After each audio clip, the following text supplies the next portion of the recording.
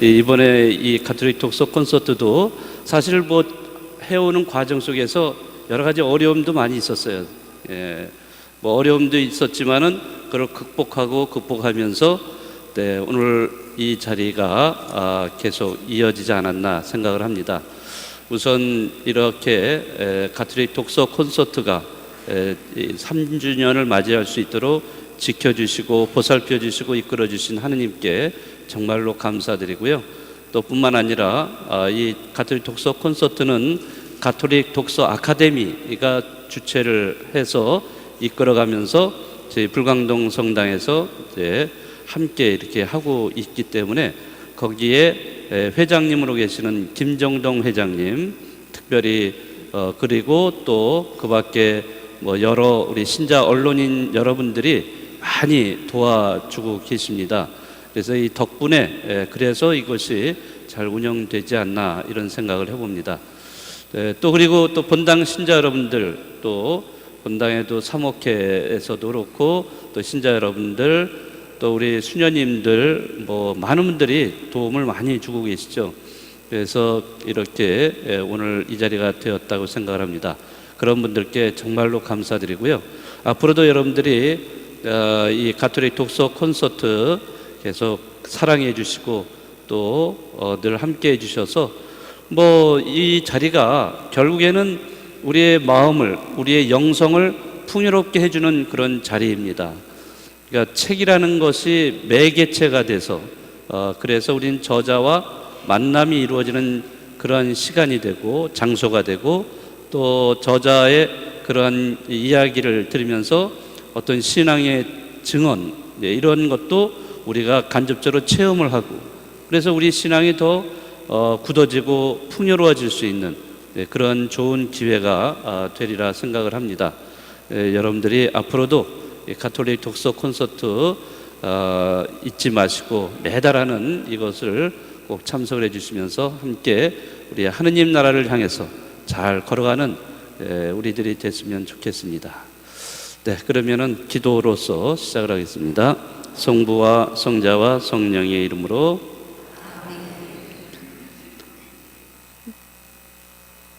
우리 모두에게 당신의 기쁜 소식을 널리 전파하도록 사명을 주시는 주님, 오늘 가톨릭 독서 콘서트 3주년을 맞이하게 해주심에 진심으로 당신께 감사드리며 또 앞으로도 이 독서 콘서트를 통해서 당신의 말씀이 선포되고 또 그 말씀을 듣는 우리가 감동에 젖어 다른 사람들에게도 이러한 것이 전해질 수 있도록 보살펴 주시고 이끌어 주십시오.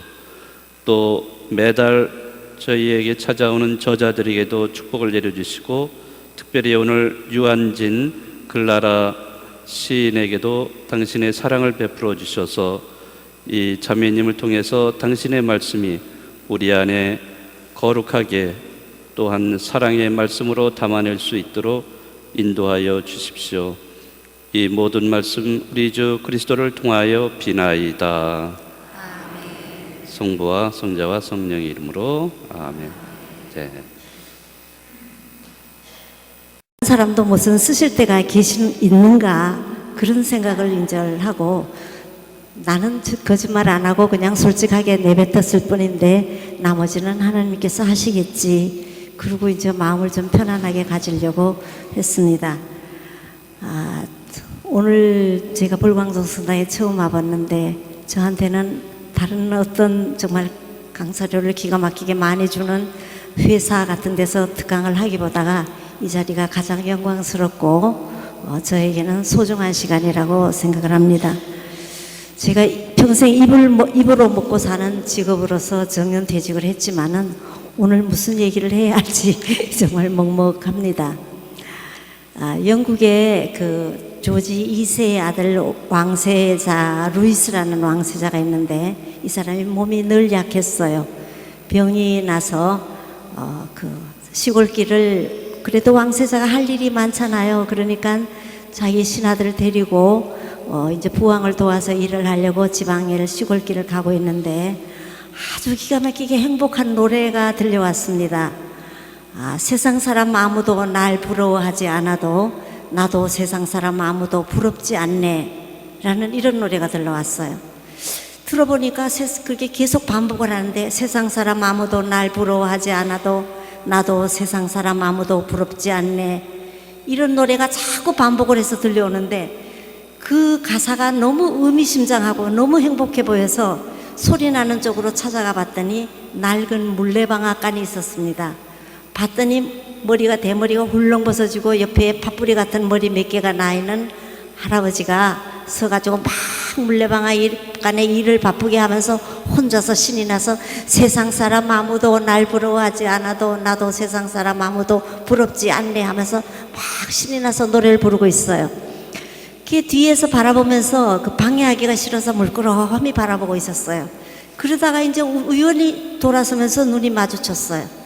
너무 미안하니까 이 왕세자가 그 방앗간 할아버지 보고 내가 지나가다가 어르신 노래를 너무 행복해하게 들었는데 나를 위해서 그 노래를 한 번 더 불러줄 수 없느냐고 그랬더니, 이 할아버지가 돌아서서 빨리 꺼지라고 손짓을 하면서 빨리 꺼지라고 그랬어요.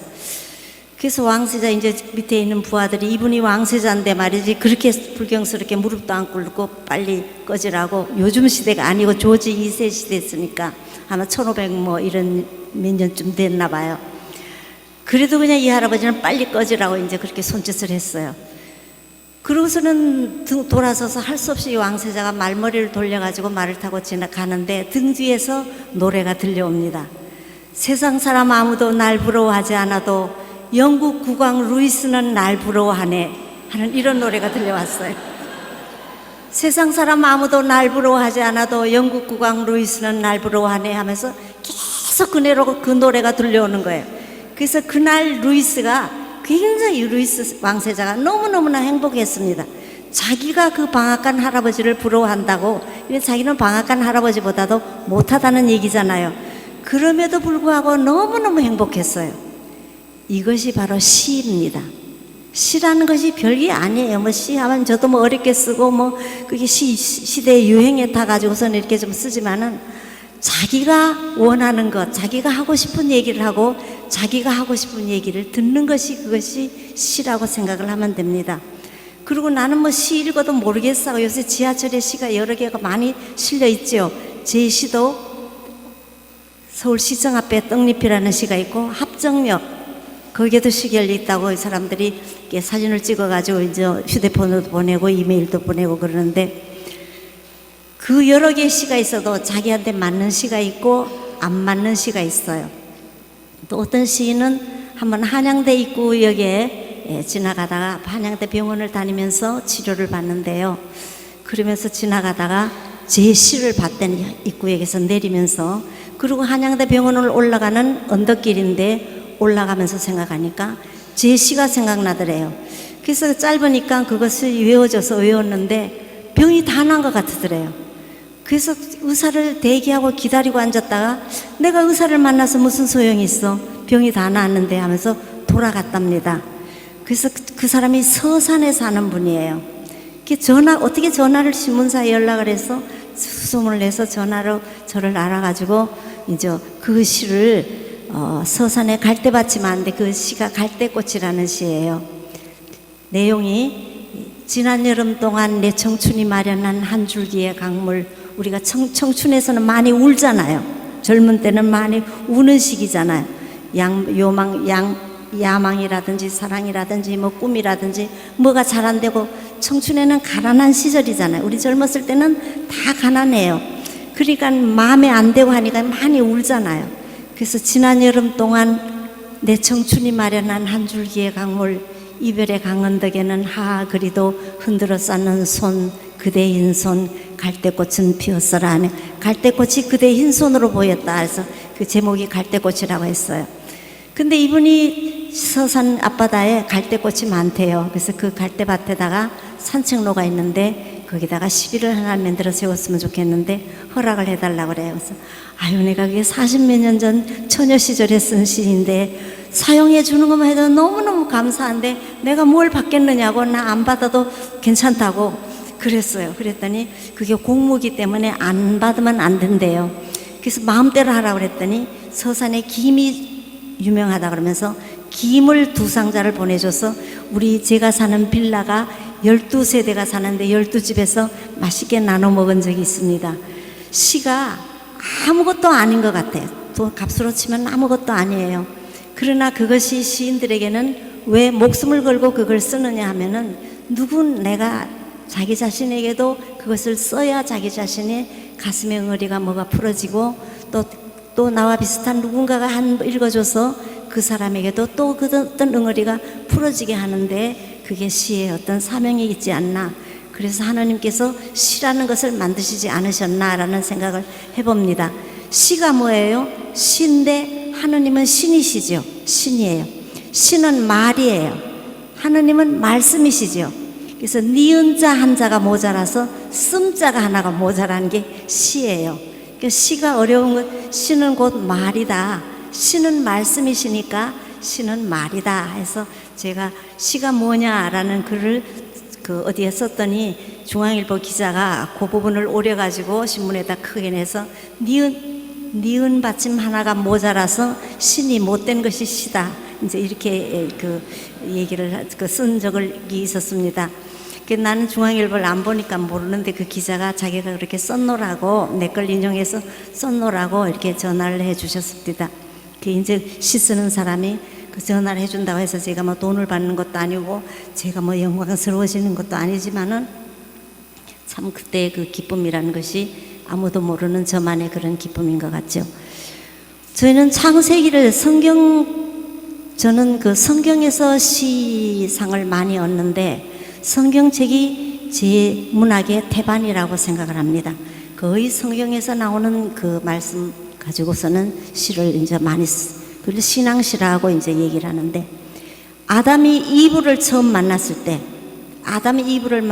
뭐라고 했어요? 아담이 시인이 됐어요. 아담이 이브를 보자마자 뭐라고 그랬어요? 이는 내 뼈 중에 뼈요 살 중에 살이라 그랬어요. 여기 선생님들 형제님들 계시는데 부인들 보고서는 이는 내 뼈 중에 뼈요 살 중에 살이라 이러면 시인이 되는 거예요. 아담이 시인이에요. 그러니까 우리는 누구나 시인이 될 수 있습니다. 왜냐하면 우리 인류의 조상을 하나님이 시인으로 만드셨기 때문이에요. 시인으로 만드셨기 때문에 저는 제 나름대로 창세기를 해석을 하면은 하나님께서 왜 옆구리뼈라든지 엉덩이뼈라든지 발가락뼈로 이불을 안 만들고 갈비뼈로 만들었을까요?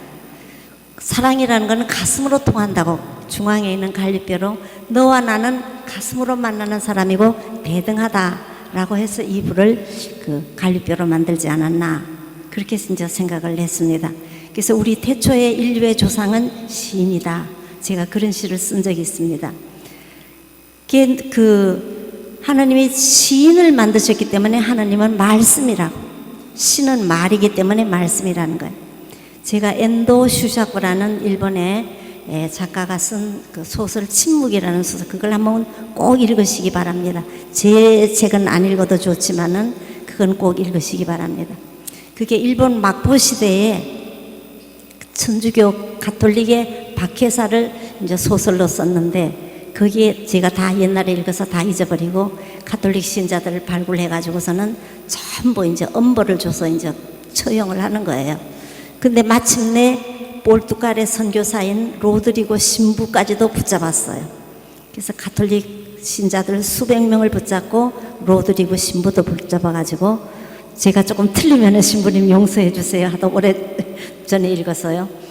그래서 신부님 보고서 로드리고 신부를 보고서는 예수님 성모 마리아께서 예수님을 안고 계시는 성화가 있는데 그 신자들 앞에서 그걸 밟고 지나가면은 내가 신부 너도 살려주고 여기에 있는 가톨릭 신자들도 다 살려주겠다. 그렇게 이제 재판이 나왔어요. 그리고 그 하루 안에 그날 안에 그것을 하라는 얘기예요.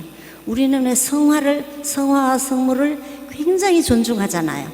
근데 신부님이 그 신자들 보고서는 그 성화 앞에서 합장하고 기도드리고 하라고 가르쳤는데 어떻게 신부님이 성모 마리아가 성모님을 안고 예수님을 안고 계시는 그 성화를 밟고 신자들 앞에서 지나갈 수가 있겠습니까? 그래서 신자들도 막 울면서 기도하고 신부님도 기도하는데 하나님은 어떠신 분이에요? 하나님 방법이 뭐예요? 침묵하시는 분이에요. 신의 방법은 침묵이에요. 나는 가끔 하나님께서 응답을 하신다라는 얘기를 들은 적도 있고, 하나님을 체험한 분들의 얘기도 들은 적도 있고, 나도 영은 비슷한 걸 들은 것 같은 때도 있어요. 제가 기도를 막 열심히 할 때는 무슨 하나님의 목소리 같은 걸 들은 적이 있는 것도 같아요. 최근에는 제가 작년 8월에 오래 병을 앓던 남편이 세상을 떠났어요. 이름이 프란치스코인데 절두산 순교 성지 낙고람에 거기에 계셨습니다.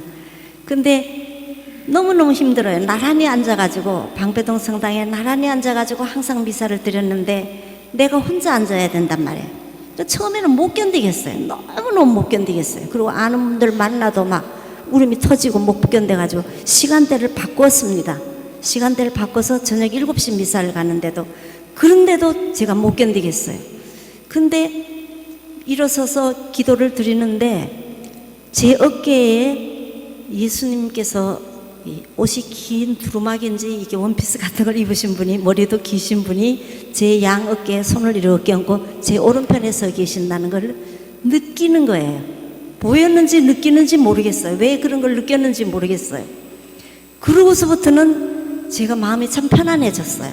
근데 그게 무슨 제가 환상을 봤는지 제가 느꼈는지 또는 뭐라 할까요? 실제로 그런 것이 있었는지 모르겠어요. 내가 마음속으로 소원을 했는지. 한 번도 소원한 것 같지는 않는데 말이에요. 그래서 돌아와서 딸애 보고 그랬어요. 제가 이제 가을에 결혼할 딸애와 같이 사는데 딸애 보고 내가 이러이러한 성당에서 이런 체험을 했다.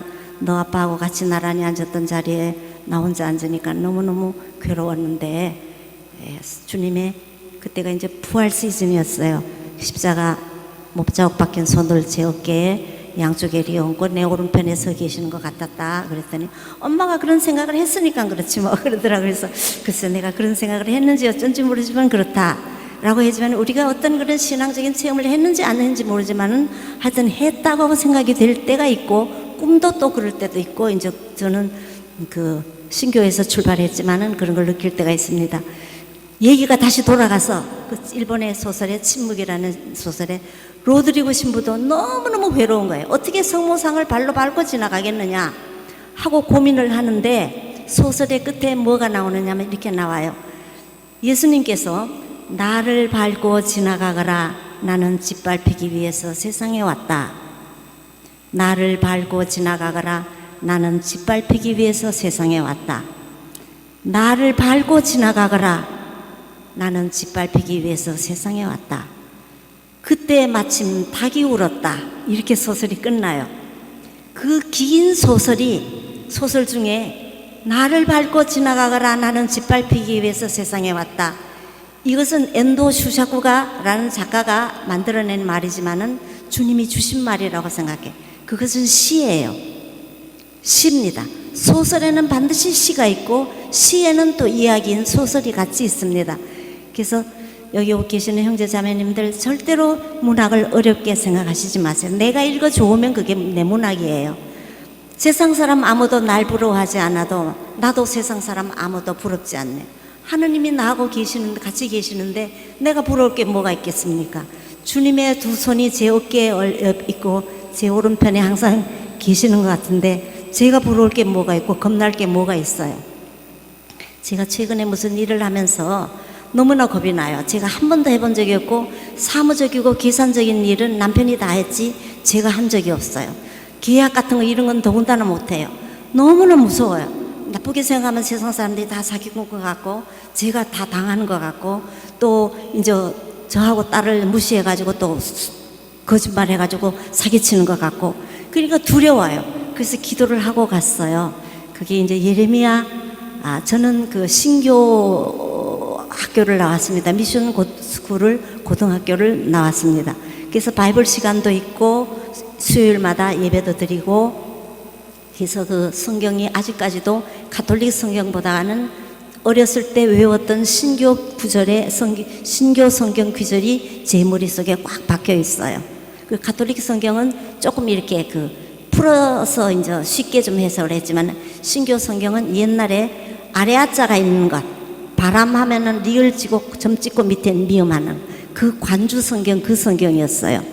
그래서 그게 꽉 박혀 있는데 예레미야 41장 몇 절인지는 잊어버렸습니다마는 두려워 말라 내가 너를 도우리라 겁내지 말라 놀라지 말라 내가 너의 하나님 됨이라 내가 너를 굳세게 하리라 참으로 내가 너를 도우리라 나의 의로운 오른손으로 너를 도우리라 하는 구절이 예레미야 41장 8절인가 몇 10절인가 몇 장에 있습니다.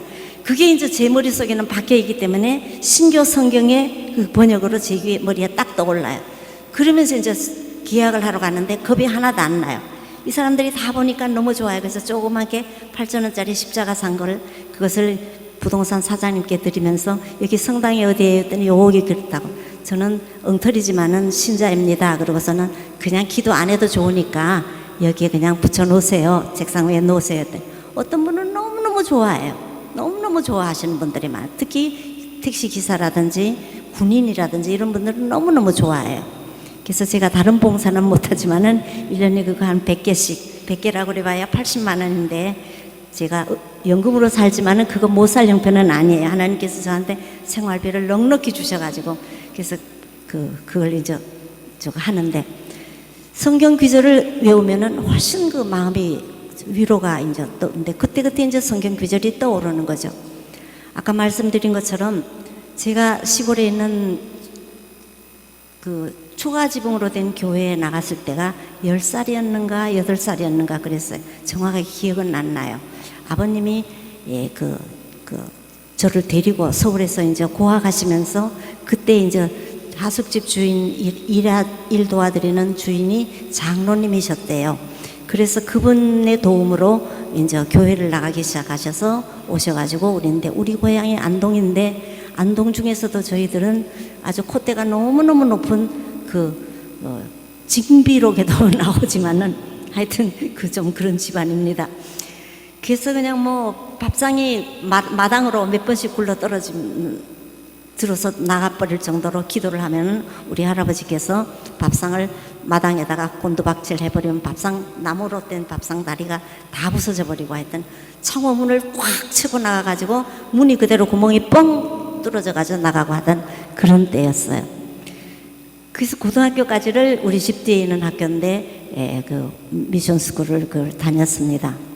그리고 어떻게 해가지고서는 이제 남편을 만나서 결혼을 했는데 남편이 교회를 안 나가겠대요. 몇 번 나가보더니 절대로 안 나가겠다는 거예요. 그리고 서강대학 교수를 하면서 서강대학에 있는 신부님들이 월급을 받으면은 생활비를 딱 제하고 나서는 다 학교에다가 바쳐요. 학교에다가 다 바친다. 신부님들한테 너무너무 감동을 받아가지고 나 모르게 6개월 동안 교리 공부를 해서 세례를 받는데 나보고 같이 받재요. 근데 제가 6개월 기도를 했나요? 6개월 너무 그걸 괴로워서 기도를 했어요. 우리 어머니는 교회 종신권사이고 우리 아버지는 장로셨는데 물론 다 돌아가셨지만은 내가 그럴 수는 없잖아요. 그래서 기도를 하는데 어느 날 무슨 생각이 드느냐 하면은 안방에서 건너방으로 건너가나 건너방에서 안방에 있으나 무슨 상관이냐. 다 네 집인 내 집인데 네 집이고 내 집인데 여기 이제 골똘한 천주교 신자분들은 거부감을 가질지 모르지만은 저한테 그런 생각이 들어가요. 기도할 때마다 그런 생각이 들어가요. 그래서 내가 똑같은 하나님이고 똑같은 예수님이라고 하면은 내가 남편을 위해서 안 할 것이 또 무엇이 있느냐라는 그런 생각을 이렇게 들었습니다. 제가 우리 집에서 그 딸만 셋이 있는 아들 셋은 죽고 딸만 셋이 있는 집에서 이제 맏딸로 자랐는데 그 아들이 없어가지고 늘 그 집안에 불화가 있어요. 그리고 숙부들이 전부 자기 아들을 우리 집에다가 양자를 주기 위해서 두 숙부가 아들들을 우리 집에 둘씩 셋씩 보내서 어머니가 그 조카들 치닥거리를 하여튼 평생을 하면서 이제 걔들을 키우고 그러셨어요. 이제 제가 그게 너무 못마땅해가지고 아버지는 절대로 안 하시겠다는 거예요. 그리고 할아버지는 아버지 보고 세장가 가가지고 아들을 낳아오라는 거예요. 왜냐하면은 우리 증조 할아버님이 우리 고조 할아버지가 진사였는데 진사댁이에요. 근데 우리 증조 할아버지가 만세를 부르다가 명성황후 시에 그 사건이 있을 때 만세 부르다가 외경에 총에 맞아서 돌아가셨어요. 그때 할아버지가 8살이었고 우리 종고모가 할아버지의 여동생이 5살이어서 우리 증조 할머니가 26세 청산 과부가 돼서 8살 이 5살 남매를 키우면서 아무리 동족 마을이고 전부 우리 유씨들이 마을이지만은 얼마나 과부가 서러웠겠습니까? 그래서 우리 할아버지가 평생의 한이 됐어요. 사람들이 와서 우리 집에 와서 책도 가져가고 벼루도 가져가고 뭣도 가져가는데 왜 가져가느냐면 야단치면서 어른이 가져가는데 말이지 뭘 야단이냐고 내가 쓰고 갖다 놓으마 그렇게 얘기했대. 쓰고 갖다 놓는 사람이 하나도 없었대요. 그리고 할아버지가 너무 서럽게 자라가지고 집안이 번창하기를 바라는 거예요. 그래서 우리 아버지를 14살에 장가를 보내면서 우리 어머니가 18살이에요. 그래서 근데 엄마가 빨리 늙으니까 애를 못 낳잖아요. 그러니까 아들 셋 낳았을 때는 다 이제 뭐 홍역이나 천년두나 뭐 이런 것으로 다 빨리 죽어버리고 이제 저희 셋만 자라는데 할아버지는 빨리 나가서 아들을 낳으라고 이제 그러니까 집안이 항상 우울했어요. 그래서 제가 고아를 하나 입양을 해서 키우면 어떠냐. 나는 결혼 안 하고 고아를 하나 입양해서 키우면서 혼자 살리라. 그런 생각을 하고 그렇게 기도를 했습니다. 근데 사람이 말을 함부로 하면 안 돼요. 근데 제가 유학을 가가지고 아들 하나를 가진 남자가 친구들이 막 소개를 해가지고서는 그 혼자 된 지 8년이 됐대요. 아들 하나가 한국에 있다는 거예요. 자기 여동생하고 사는데, 누님하고 사는데. 결혼을 하라는 거예요. 이제 친구들이 이제 이렇게 막 조언을 해주는 거예요. 그 사람도 이제 유학을 오고, 저도 이제 노처녀가 유학을 갔는데, 제가 안 하려고 하고서는 말도 안 돼. 택도 아니에요. 경상도 말로 택도 아니에요. 나는 내가 어떤 사람이냐 말. 내가 비록 노처녀지만, 우리 문중이 어떤 문중인데, 내가 진사할배 증손녀가 후처로 간다는 것은 자존심이 허락도 않고 거기다가 아이까지 있다는 아들이 하나 있다는데 근데 이 남자가 너무너무 상처를 받는 것 같아요.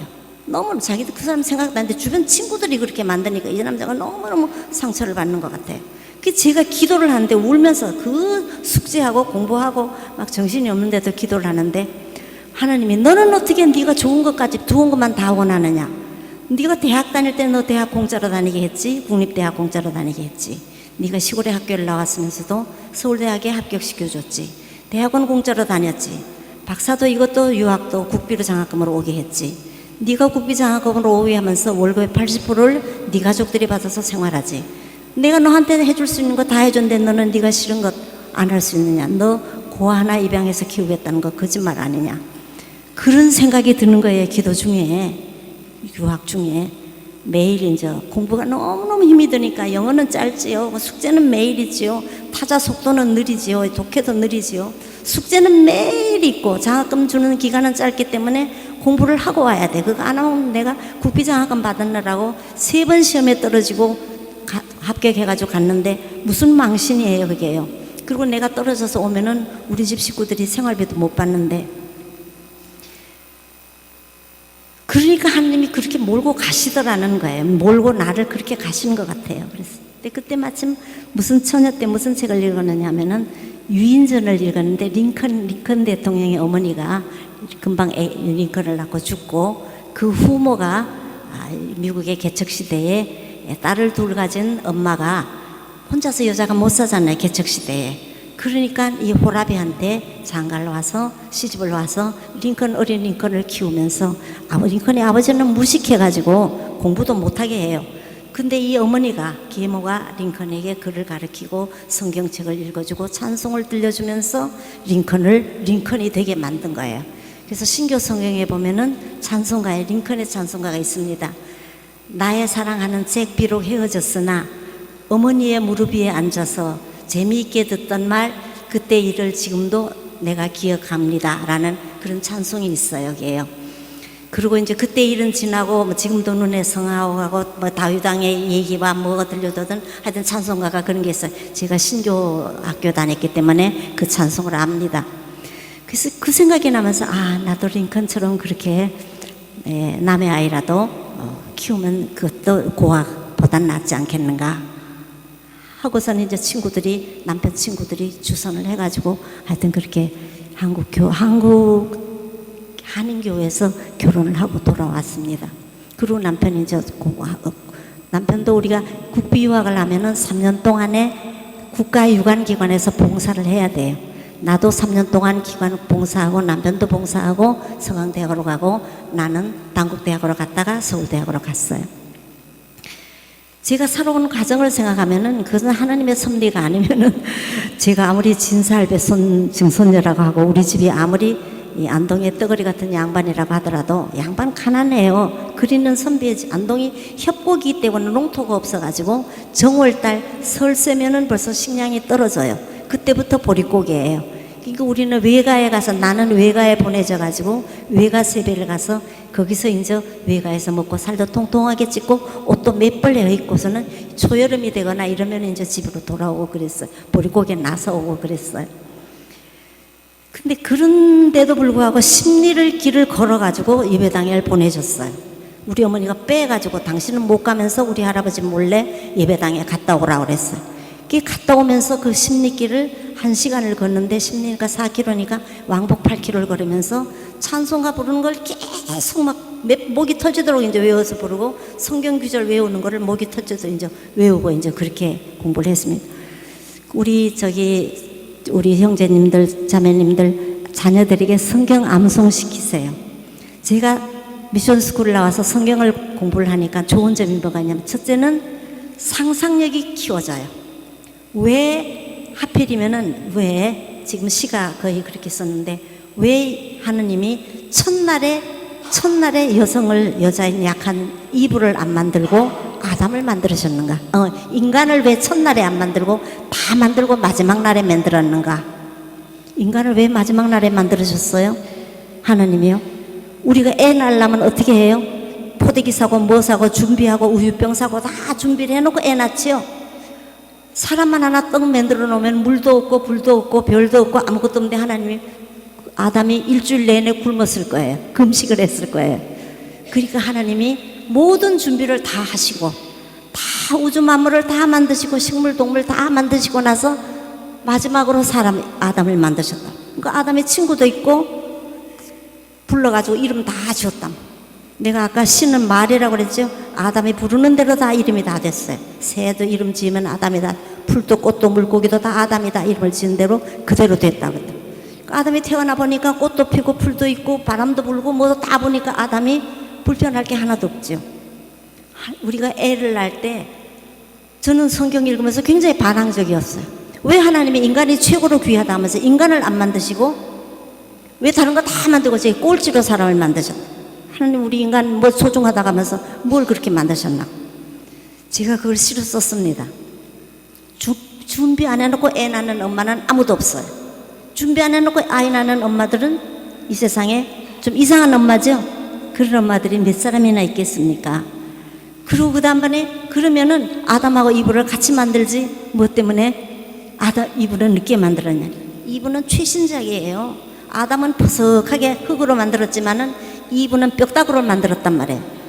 아담을 만약에 이브를 흙으로 만들었으면 애 낳느라고 진통할 때 배가 터져버렸을 거예요. 배가 터져버렸을 거예요.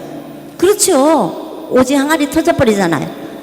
애기 낳아보셨으면 알지만 얼마나 힘들어요. 너무너무 힘들어요. 너무너무 힘들어요. 그게 죽었으면 싶다고요. 그렇게 아픈데 오지 항아리가 안 터지겠어요? 그러니까 이브는 뼈다구로 만들었기 때문에 그 통증이 더 터지지가 않아. 그리고 우리가 본 차이나라 그러죠? 그릇 말이에요. 이거 좋은 거는 본 차이나라 그러죠? 제가 유학할 때 거기에 유학하면서 루시호라는 그 중국집이나 미국 식당에 가서 일해주는 그 유학생의 부인들이 돈을 꼭꼭 모아가지고서는 그 그릇 세일하는 날이 있어요. 보온 차이나라고 해가지고서는 아주 좋은 그릇 세일하는 날에 그 돈을 가져가가지고 그릇을 사가지고 한국으로 가지고 나와요. 그걸 가지고 나면 한국에서 한 5배를 더 팔 수가 있대요.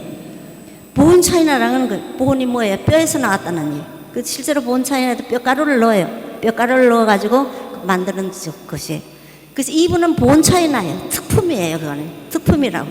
제가 이제 그런 시를 이제 쓰기 시작을 하면서 창세기에다가 이제 많은 발상이 있다라고 이제 썼는데 제가 한번 읽어드릴게요. 그러니까 신은 별게 아니다라는 생각을 하시면 돼요. 아까 시인의 유전자는 아담이다 그랬죠. 내 뼈 중에 뼈요 내 살 중에 살이구나. 이불을 보는 순간 아담의 입에서 터져나온 절창 한 편이었다. 이런 시가 있습니다. 그리고 이분은 본 차이나다. 남녀가 아니라 연함이 되도록, 여자가 남자보다 앞서도록 연함이 되도록 어째서 이분을 최초의 인간으로 아니 만드셨나요? 그랬더라면 진흙 항아리 그녀는 아기를 낳았을 때 터져버리지 않았겠느냐. 이부 보온 차인으로 지었느니라. 퍼석한 흙덩이로 지은 아담과는 재질부터 다르게 공들이느라고 정성을 다하느라고 맨 나중에 창조한 최신 작품이니라. 우리가 연습을 많이 하고 가장 좋은 걸로 하죠. 그죠? 저는 붓글씨를 쓸 때도 연습을 많이 하고 나중에 합니다. 남자를 연습을 시큰 하시고 난 다음에 여자로 만드신 거예요. 제가 이제 그렇게 창세기 보면 무한한 상상력이 있습니다. 성경의 행간을 읽다가 행간에서 뜻을, 이미지를 이제 끌어내는 것이죠. 그것이 시입니다. 아마 엔도 일본의 그 침묵이라는 소설을 쓴 천주교 박해사를 쓴 그 엔도 슈자쿠도 침묵이라, 하나님의 방법은 침묵이에요. 하나님 대답을 들었다는 사람은 절반은 거짓말이고 절반은 진짜인지 모르겠습니다만은 하여튼 침묵하시는 하나님이세요. 침묵이 하나님의 방법이에요. 그러나 로드리고 신부의 귀에는 나를 밟고 지나가거라. 나는 짓밟히기 위해서 세상에 왔다. 그러니까 밟았다는 얘기, 작가는 신부가 성모 마리아의 상을 밟았다는 얘기도 아니고 안 밟았다는 얘기도 아니고 묘하게 독자가 해석을 하도록 그렇게 만들어가는 것이 문학입니다. 시는 더군다나 그렇습니다. 그래서 많은 작가들이 성경에서 아이디어를 얻어가지고 우리가 그 성경 행간에서, 성경이 무슨 책입니까? 역사서이면서 이스라엘 민족의 역사서이면서 예언서이면서 문학서이죠. 특히 그 무슨 욥기 같은 것은 문학 작품이라고 그렇게 얘기를 하잖아요. 글자에 담길 수 없는 하나님. 하나님은 글자에 담길 수 없잖아요. 그래서 하나님은 형상이 없다라고 해서 하나님의 형상을 어디에도 만들지 말라고 그랬다고요. 우리가 뭐 조각을 만들고 하지만은 만들지 말라고 그랬어요. 왜냐면 형상 안에 갇혀가지고 하나님을 쪼다로 만들기 위험이 있으니까 하나님의 형상을 만들지 마. 예수님도 보면 예수님이 키가 컸다, 머리가 혀였다, 머리가 금발이었다, 눈이 쌍꺼풀이었다, 뭐 이빨이 하얗다, 이런 모습 하나도 없죠. 얼마나 다행이에요. 그랬다면 예수님 머리가 까만 머리였다 하면은 노랑머리인 사람들이 얼마나 화났겠습니까? 예수님의 눈동자가 블루였다, 하늘색이었다라고 하면 우리 같이 눈동자가 까만 사람들은 굉장히 화났겠지요. 예수님 머리가 꼬불꼬불했다라고 하면 아프리카 사람들은 좋아하겠지만은 우리는 좀 맥빠지잖아요. 형상이 없는 거예요. 형상이 없는 거라. 우리 머릿속에 각자 가장 좋은 이미지로 상상을 하는 거예요. 부처님도 보면 이렇게 살이 쪄가지고 귀가 이만큼 늘어졌다고. 실제로 부처님이 그렇게 생겼는지 모르지만은 보통 사람과 특징 있게 다르게 만드는, 그렇게 하고 머리는 인도 사람이니까 꼬불꼬불하게 해가지고 여기다 뭘 얹어가지고서는 그렇게 만드는 것이죠. 그래서 글자 너머에 있는 분, I am who I am. 나는 스스로 있는 자다. 나는 나다. 이제 이렇게 하시는 분이에요. 그러니까 나는 나지 누구가 아니다. 어디서 태어나지 않았다. 이런 얘기를 합니다. 그래서 우리는 예수님 곧 하나님이시죠. 이 하나님을 생각할 때 시인들이 시로 쓰고 화가가 그리죠. 무슨 고흐도 목사의 아들이었는데, 반고흐, 자기 귀를 잘랐다는 반고흐도 목사의 아들이었는데 목사가 되기를 그렇게 아버지 반대했는데 연애 소설이나 읽고 막 그랬다고. 그러지만 그 사람이 늙고 고생을 하면서 아버지에 대한 불효라든지 하나님에 대한 죄송스러움 때문에 선한 사마리아인을 그릴 때 정말 리얼하게 그렸어요. 선한 사마리아인이 나귀에서 여리고로 가는 도중에 불안당을 만나가지고 능지처참이 돼가지고 병든 환자를 여관에 데려가서 당나귀에서 내리는데 옆에서는 개가 똥을 싸는 걸 그렸어요. 그래서 이 성화에다가 개가 똥을 싸는 걸 그렸다라고 막 그러지만은 개도 너무 좋아가지고 똥을 쌀 정도로 그 선한 사마리아인이 정말 하나님의 말씀을, 사랑을 그대로 실천한다라고 그렇게 해석도 가능한 거예요. 그게 렘브란트라는 사람이 돈이 너무 없어가지고 자기 어머니를 그리는데, 일하고 돌아온 어머니를 그리는데 성경책이 딱 펼쳐 있어. 그런데 빛이 성경책 페이지하고 어머니의 손에만 비치는 거예요. 그렇게 비치다든지. 뭐 미켈란젤로 뭐 이런 분들 다 그림이 보면은 다 그런 상상력이 다 그 종교와 예술의 최고가, 시도 최고의 시는 종교시고, 그림도 최고의 그림 조각은 성경에 관한 것이고, 그 다음에 음악도 아까 음악 하셨지만서도 현대의 메시아 같은 거, 그런 음악이 이제 최고예요. 인간의 경지가 최고로 올라가면 그렇다는 거예요. 성경책에서 누구 있죠? 영국의 시인 중에 어린 아이는 어른의 아버지, 무지개를 바라보면 내 가슴이 뛰노라. 나는 어렸을 때도 그러하였고 어른 된 지금에서 또 그러하노라 하는 사람이 누구지? 이름이? 누구요? 워즈워즈예요. 워즈워즈. 그 워즈워즈도 성경에서 예수님이 아이 같지 않으면 하나님 나라에 들어갈 수 없다 라는, 거기서 착상을 해가지고서는 아이 같지 않으면은 하나님 나라에 들어갈 수 없다는 거. 아이는 어른의 아버지. 아이가 누구예요? 우리가 어린이 보면 어른의 아버지, 아주 깐난 애기 보면 할아버지 해야 돼요. 우리가 할아버지. 또 어린 아이 보고 저 깐난 애가 응앙응앙 오는 여자아이 보면 할머니 해야 된다. 그 아이와 같은 우리가 어른이 결국 그 아이로 돌아가야 된다라는 얘기. 또 예수님의 성경을 읽고 철로 역정을 쓴 사람이 누구죠? 존 번연이었는가요? 요한 번연인가요? 요한 번연이 철로 역정을 썼죠. 그 다음에 누구 또 신라곤을 썼죠. 그 다음에 그걸 보고서는 괴테는 파우스트를 썼어요. 독일 문학의 아버지라고 하고, 독일 사전이 우리는 우리말 사전이 국어 사전 이렇게 한글 사전 이렇게 나오지만 독일은 사전이 괴테 사전이에요. 괴테라는 사람의 그런 문학의 아버지예요.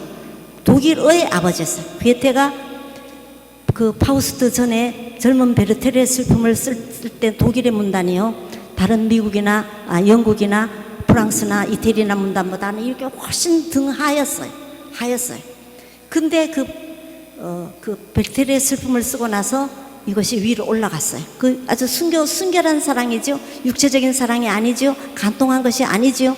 그래서 독일 문단이 괴테에 의해 가지고서는 프랑스나 이태리나 영국의 문단보다가 더 위로 올라갔어요. 그러고서 나중에 죽기 전에 파우스트를 썼는데, 파우스트에서 구원하는, 악마에게 자기 영혼을 파는 파우스트 박사가 젊음을 사기 위해서 악마에게 영혼을 팔았어요. 영혼을 팔았는데 그걸 구원해 주는 사람이 누구냐면 그레첸이라는 여자인데, 그게 성모 마리아의 이미지라는 거예요. 젊은 성모 마리아의 이미지라는 거예요. 우리는 성경에서 많은 문학적인 명작의 이미지가 거기서 다 나옵니다. 그래서 성경을 그냥 나 몇 번 읽었어 이렇게 하는 것이 아니에요. 제가 서울주보에 작년에 글을 썼잖아요.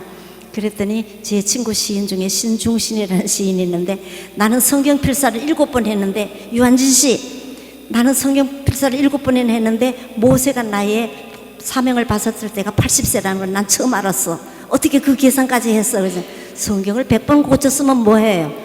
한 번을 읽고 쓸 때도 그 행간에 있는 걸 읽어야 된다. 하나님이 무슨 뜻으로 이런 말을 했을 것인가? 하나님이 무슨 뜻으로, 성경 필자가 무슨 뜻으로 이 말을 여기다 넣었을 것인가? 저는 성경 읽다가 너무너무 지뢰. 우리 남편이 뭐냐면, 똑같은 걸 출애굽기에 나오는 것이 무슨 열왕기 역대하상 뭐게 나오는 게 민수기에다 나오고 신명기에 나오고 또 나오고 또 나오고 또 나온다고 이제 그렇게 그래서 대충 읽는다고 해서, 왜 그렇게 반복적으로 나오게 썼는가를 당신이 생각을 해봤느냐고 그랬어요. 그랬더니 그거는 당신이 생각할 몫이지 자기는 생각할 몫이 아니라는 거예요. 우리 남편이. 자기같이 문학 아는 사람은 생각하기 싫다는 거예요. 반복 나오니까 그 말이 그 말 갖고 짜증나고 신경질 난다는 거예요. 그만큼 중요하기 때문에 강조하고 또 강조하고 신명기에 가서는 모세가 또 강조하고 그렇게 강조한 의도가 있었다는 걸 우리가 알면서 읽어야지, 그냥 기도를 왜 기계적으로 하듯이. 그래서 종교가 타락을 하면은 뭐가 돼요? 의식이 돼버려요. 한 번도 진심으로, 나는 그런 기도하기 싫으니까 기도서 펴놓고 쭉 읽어요. 밤에 읽습니다. 그리고 16페이지에 달해서 내가 기도해드릴 분 이름 써놓은 걸 읽고 쭉 읽고 나서, 하나님 아시지요? 부탁합니다 하고 끝나요. 그게 내가 한 사람을 위해서 한마디라도 진심으로 기도하지 않고 귀찮으니까 쫙 해버리고 읽어버리고 나서 하나님 아시지요? 부탁합니다. 그렇게 의식적으로 기도하고 의식적으로 하는 것은 아닌 것 같아요.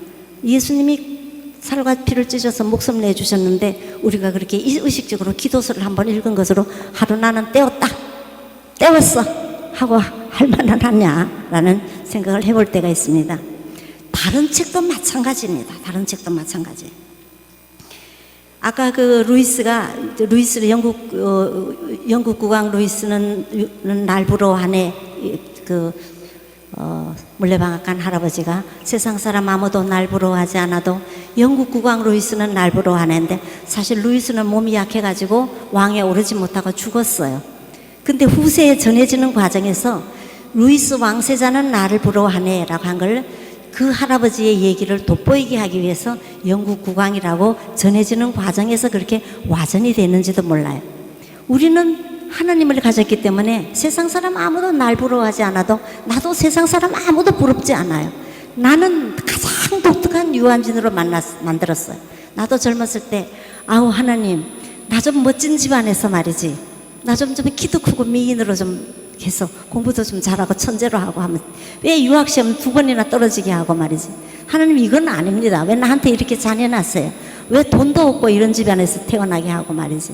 왜 이렇게 그냥 밤마다 제사 지내는 집에서 태어나게 하고.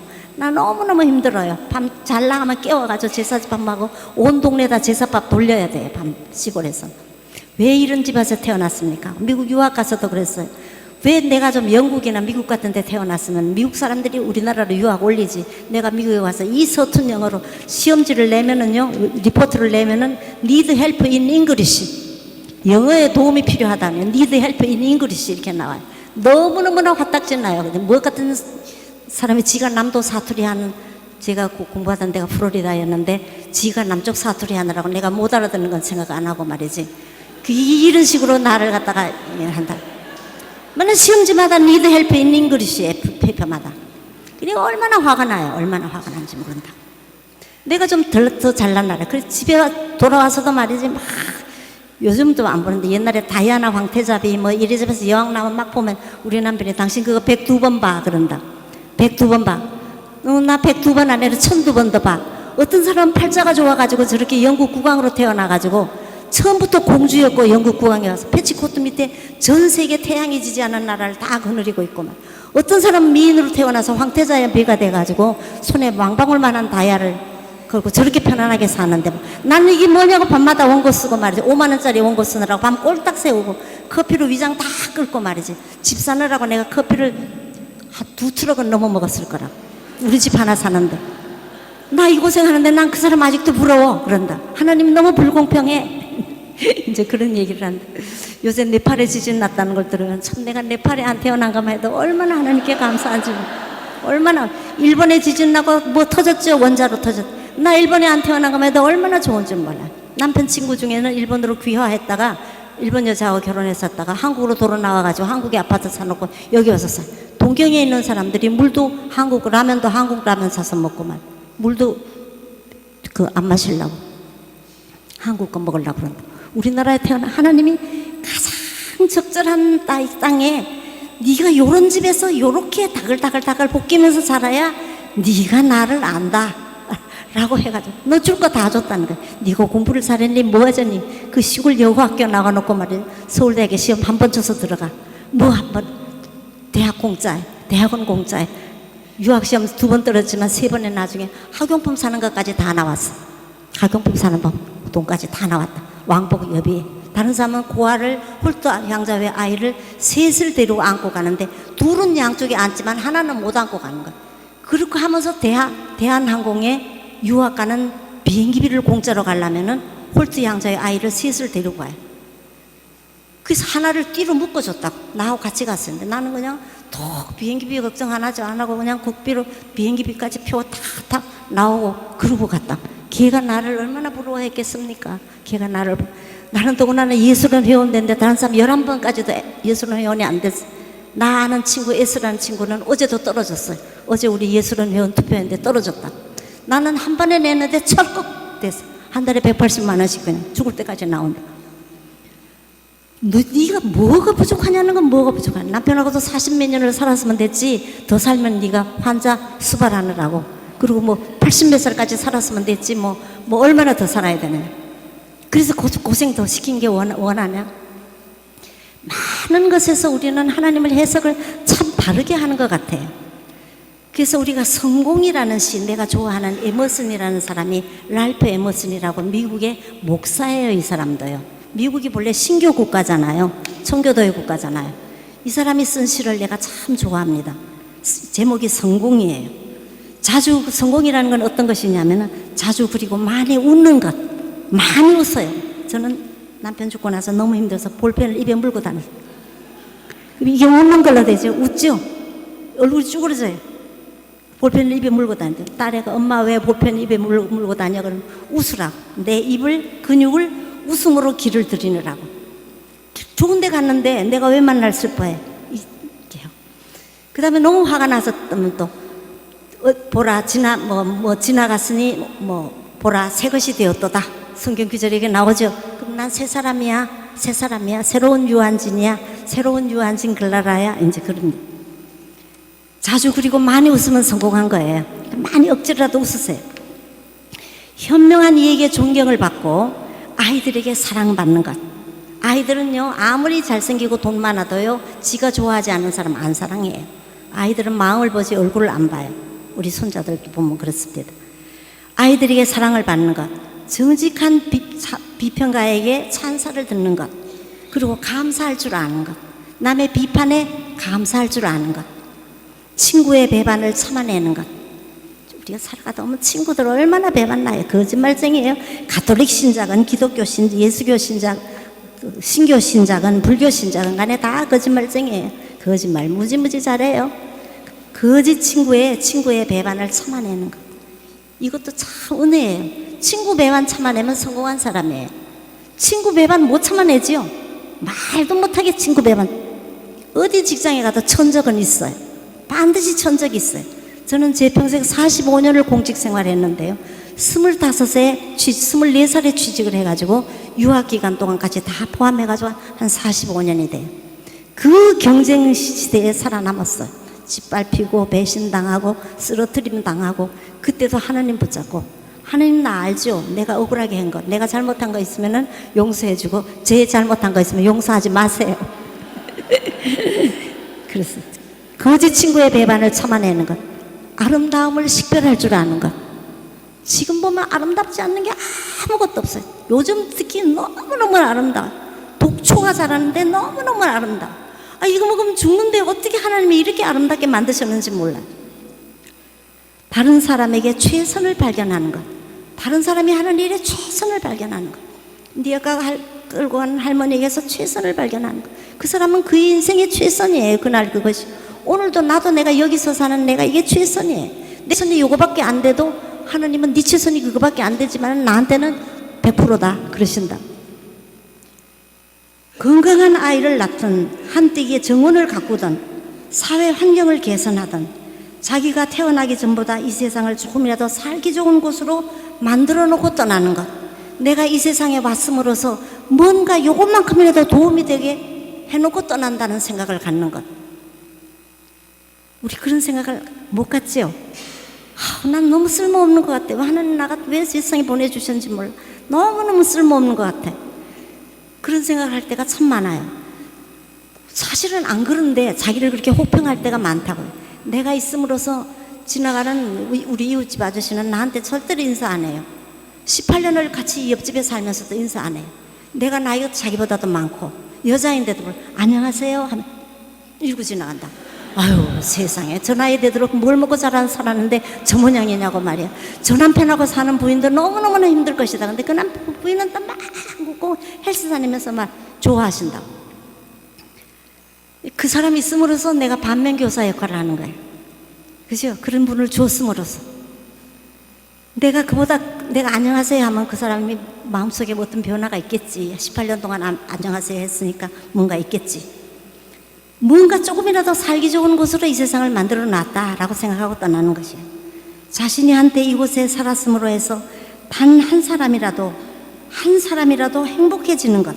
이것이 진정한 행복이다, 성공이다 그랬어요. 나로 인해서 누구가 행복해하는 것, 그러면 나는 이 세상에 온 성공이다라고 생각한 거예요. 이 사람은, 랄프 에머슨이라는 사람은 자기 부인이 죽고 목사 일을 접고 강의를 하러 다녔어요. 이것이 미국의 철학이에요.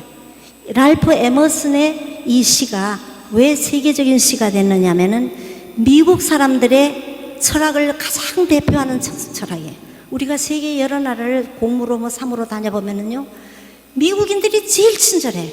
미국인들이 제일 친절합니다. 나는 왜 그렇게 친절하냐면은 그 나라 사람들이 처음에 청교도 정신으로서 너무 종교적이었기 때문에 친절합니다. 세계 어느 나라 돈에도 하나님을 믿는다고 돈에 쓴 나라는 미국뿐이에요. 미국의 100불짜리 한번 보세요. In God we trust. 우리는 돈처럼 유혹받는 게 없지요.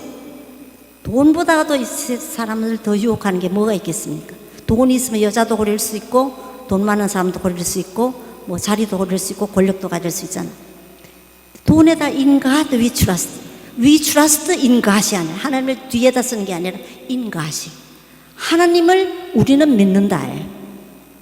그리고 대통령이 선서를 할 때 바이블에다가 성경책 위에다 놓고 선서하는 거예요. 근데 미국에 사는 한국인들이 얘기하기를 초등학교 유치원서부터 시작해서 고등학교까지 하루를 시작하기 전에 항상 기도를 먼저 했대요. 미국의 모든 공립학교에는 유치원부터 고등학교까지 기도를 먼저 하고 시작을 했답니다. 근데 존 F 케네디 대통령이 대통령이 되면서 그걸 싹 없애버렸어요. 종교가 다른 사람도 있는데 왜 기도를 시키느냐는 거예요. 나는 존 F 케네디 대통령이 너무 잘못했다고 생각해요. 그것이 그분의 최대의 실책이라고 생각해요. 어쩌면 그분이 벌을 받았는지도 모른다는 생각을 합니다. 제가. 왜냐하면 그 밑으로 계속 불행이 이어졌으니까. 왜냐하면 이슬람 신자들은 이슬람 신에게 기도하면 되잖아요. 불교 신자는 불교 신에게 기도하면 되잖아요. 기도 시간을 왜 없애요? 기도를 하고 시작하는 아이와 기도를 하지 않고 시작하는 아이는 달라요. 인생이 다릅니다. 성경책을 알고 성경을 무시하는 사람과 성경책도 모르면서 한 번도 읽지 않으면서 성경책을 무시하는 사람은 달라요. 성경책을 알고 어려서부터 성경을 외우고 한 사람이 행동 보면 아무리 못 나가봤자 그 한계가 있어요. 더 이상 나쁜 데로는 가지 않고 다시 돌아옵니다.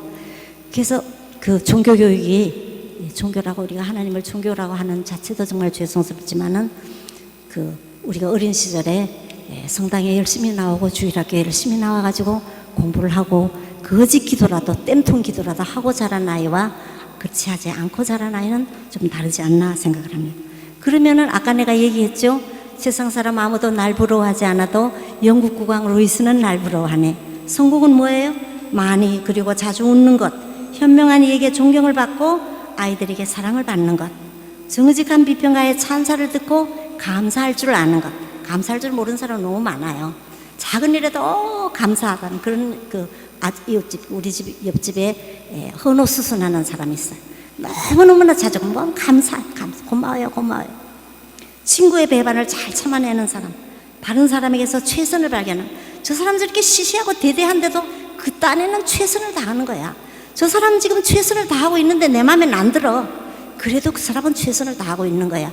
이렇게 알아주는 거. 내가 그 사람들 마음에 내가 하는 일이 사람들 마음에 안 들어도 걔는 최선을 다한 거야. 우리 학생들을 가르쳐 보면요, 너무너무 형편없는 게 있어요. 저는 학생들을 가르치면서 너 서울대학 뒷구멍으로 들어왔니? 서울대학에서 뒷구멍으로 들어온 게 없습니다. 총장 아들도 뒷구멍으로 못 넣습니다. 그럼 속으로 저게 어떻게 들어왔을까? 저게 커트라인에 걸릴까 말까 해서 들어왔을 거야 싶은데도 걔는 그걸로 최선을 다하는 거예요. 그 최선을 다한다 생각할 때는 학점을 후하게 주고 싶더라고. 내가 후하게 주고 싶다고 해서 후하게 줄 수 있는 것은 아니죠. 아이를 낳아서 키우던, 우리 뭐 다 자식 낳아서 키우는, 한때기 정원을 가꾸던, 도마도 한 그루를 그르던, 잔디풀을 키우던 간에 자기가 그것을 함으로써 내가 이 세상을 조금이라도 잘하게 했다는 것, 우리 동네를 조금 깨끗하게 했다는 것, 휴지 하나를 주움으로써 우리 골목길을 깨끗하게 했다는 것, 그것이 바로 성공이다라는 걸 랄프 에머슨이 얘기를 해요. 그래서 미국인들이 세상에 가면 제일 친절해요. 독일 군들은 이렇게 지나가는데 아무리 뒤에서 excuse me 해서 다 알아들으면서 안 비켜줘요. 안 비켜줘. 제일 잘 웃는 사람들도 미국인이고 제일 낙천적인 사람도 미국인이고 항상 희망적이에요. 미국의 그 영화 보면은 비극으로 끝나는 게 없어요. 다 성공으로 끝나요. 다 좋게 돼서 끝나요. 소설도 그렇고 영화도 그렇고. 그런 프랑스 영화는요 다 비극으로 끝나요. 그래서 우리 가슴을 아리게 한다고. 문학적인 감동은 프랑스 영화나 그런 것이 더 있지만은 그건 항상 비극으로 끝나버려요. 우리는 희망이 있는 거, 희망이 있는 것이 믿음, 소망, 사랑, 희망이 있기 때문이라 그러죠. 그래서 제가 아이 되기라는 시를 썼는데 이건 나중에 보내고. 근데 모든 문학 작품은요 그 문학 작품이 태어난 시대의 가치를 나타냅니다. 춘향전이 나왔을 때는 여자들에게 정절을 지켜라, 돈이나 명예에 팔리지 마라 라는 걸 해서 춘향이 절개를 지키는 것이고, 흥부와 놀부가 나왔을 때는 형제간에 우애 있게 지내라 나오는 거예요. 그 다음에 인도의 이야기가 하나가 있는데 제가 해드릴 건데, 그거는 불교가 인도가 너무 난삽해가지고 부처 석가모니가 오셔가지고 인도의 불교를 정화하는 거예요. 인도 불교는 섹스교도 있어요. 너무 정화하는 거기 때문에 그렇게 이제 깨끗하게 나온 것이 있는데, 다 어떤 한 개, 두 개의 장점은 다 있습니다. 그러니까 그것이 전해지는 거예요. 그리고 그 시대의 교과서이고, 우리가 초등학교나 중고등학교 교과서에 보면은 다 그 제시도 교과서에 실려 있지만은 그 시대 상황을 잘 표현하는 것이 그것이 교과서에 실려 있습니다. 인도의 어떤 농부가 아이를 하나 낳았어요. 너무 궁금해요. 그래서 물었습니다. 이 아이야 너는 이 세상에 많은 사람이 있는데 왜 하필 내 아들로 태어났니? 그랬더니 아이가 하는 말이, 나는 전생에 나무 장사였는데 당신이 내 나무 한 짐을 외상으로 가져가고 그 값을 갚지 않았습니다. 그래서 당신 아들로 태어났습니다. 농부가 기가 막혀가지고, 내가 그러면은 그 나무 한 짐값을 너에게 주면 너는 가겠니? 했더니 예 그래. 그래서 나무 한 짐값하고 전생이라고 그러니까 이자를 구해가지고 은전 2잎을 구해서 아이 배에다 넣어줬더니 애가 꼴깍 죽었어요. 그 또 한참 있다가 또 아들을 또 하나를 낳았어요. 그래서 또 물었습니다. 아기야 너는 아는지 모르지만 나는 송곳 꽂을 땅도 없단다. 너무너무나 가난하단다. 너 부모 잘 만났다. 왜 브라만이라는 비단 옷 입고 가마 타고 다는 집 아들로 태어나지 왜 나 같은 사람의 아들로 태어났느냐 그랬더니, 당신이 전생에 나한테서 동박기름 한 통을 외상으로 가져가고 그 값을 갚지 않아서 내가 당신 아들로 태어났습니다 그랬다. 농부가 어이가 없어가지고 막 또 돈을 꾸고 해가지고 동박기름 한 통을 사가지고 부인을 갖다 줬어요. 그리고 아이를 씻길 때마다가 솜에 찍어서 아이의 볼기짝과 뺨과 손바닥 발바닥에다 발라주라고 그랬어요. 그랬더니 한 100일쯤 지나서 애가 막 빵긋빵긋 웃고 아빠 얼굴도 알고 엄마 얼굴도 알고 보면 막 까르르 웃고 하는 재롱을 떨 때쯤 됐는데, 농부가 새벽같이 나가서 밭에서 일을 하다니까 부인이 막 소리를 지르면 달라서 아이가 죽을 것 같다는 거예요. 아이가 왜 죽을 것 같으냐 했더니, 내가 오늘 나올 때 빵긋빵긋 웃었는데 왜 죽을 것 같으냐 했더니, 이 가오장자리에 다크서클이 싹 그려지고 막 입술이 막 갈라터지고 몸이 불덩어리가 같으면서 애가 너무 열이 올라가지고 숨을 못 쉬고 막 입을 벌리고 숨도 못 쉬는데 막 곧 죽을 것 같다는 거예요. 농부가 가만히 생각해 보니까 동박기름이 떨어진 것 같대. 그래서 부인 보고 동박기름 발라주지 그랬더니 다 발라주고 없다는 거예요. 틈서리에 있는 거라도 다 찍어서 발라주라고 그랬어.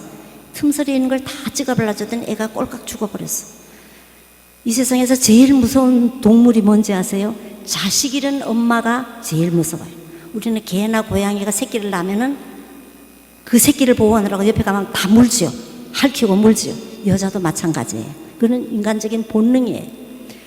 그래가지고서는 이 부인이 막 남편인데 당신이 시키는 대로 하니까 애가 둘 죽었다는 거라. 내가 얼마나 아이를 낳느라고 애를 썼는데 다 죽었다. 나 당신하고 못 살겠다고 막 펄펄 뛰는 거예요. 남편이 하는 말이, 그와 우리의 인연은 그거밖에 없다고. 하나는 전생에 나무찜 장사였고 하나는 동박기름 장사였는데 내가 외상으로 가져갔다고. 그거 다 갚으니까 가버렸다고. 그건 내 탓이 아니라. 아무리 그래도 이 여자가 말을 듣지 않아요. 그럼 어떡하겠어요? 농부의 아내 주제에 다른 데로 시집을 갈 수도 없잖아요. 그리고 농부도 어떻게 할 수가 없잖아요. 그래서 그냥 살았어요. 그리고 몇 년 후에 또 아들 하나를 낳았습니다. 농부가 물어보고 싶은데 두 번째 아이 죽었을 때 부인인데 얘기했었어요. 내가 다음번에 아이를 낳으면 입도 뻥끗 안 할 테니까 당신한테 내가 입도 뻥긋 안 한다고 맹세한다고 그러고서는 당신한테 다 맡기겠다고 그랬는데 몇 년이 지나서 또 아들 하나를 낳았어. 이 농부가 물어보고 싶어 죽겠는데 물어볼 수가 없어요. 왜냐면 부인인데 다시는 안 묻겠다라고 입도 뻥긋 안 하기로 맹세를 했잖아요. 하루는 봤더니 부인이 조금 멀리 가는 걸 보고선 애기인데 물었어요. 애기야, 애기야, 너는 이 세상에 많은 사람인데 왜 하필 내 아들로 태어났니? 그랬더니 나는 전생에 사기꾼이었는데요. 당신한테 사기를 쳐서 은전 20냥을 먹었어요. 그래서 그걸 갚아주러 당신 아들로 태어났어요. 이때까지 아들은 어땠어요? 둘 다 받으러 태어났다고. 주니까 이 세상의 모든 아들은 부모에게 받아가요. 나도 내 아들도 다 받아가요. 미국의 콜롬비아 대학의 교수인 내 아들도 지금까지 나한테 받아가요.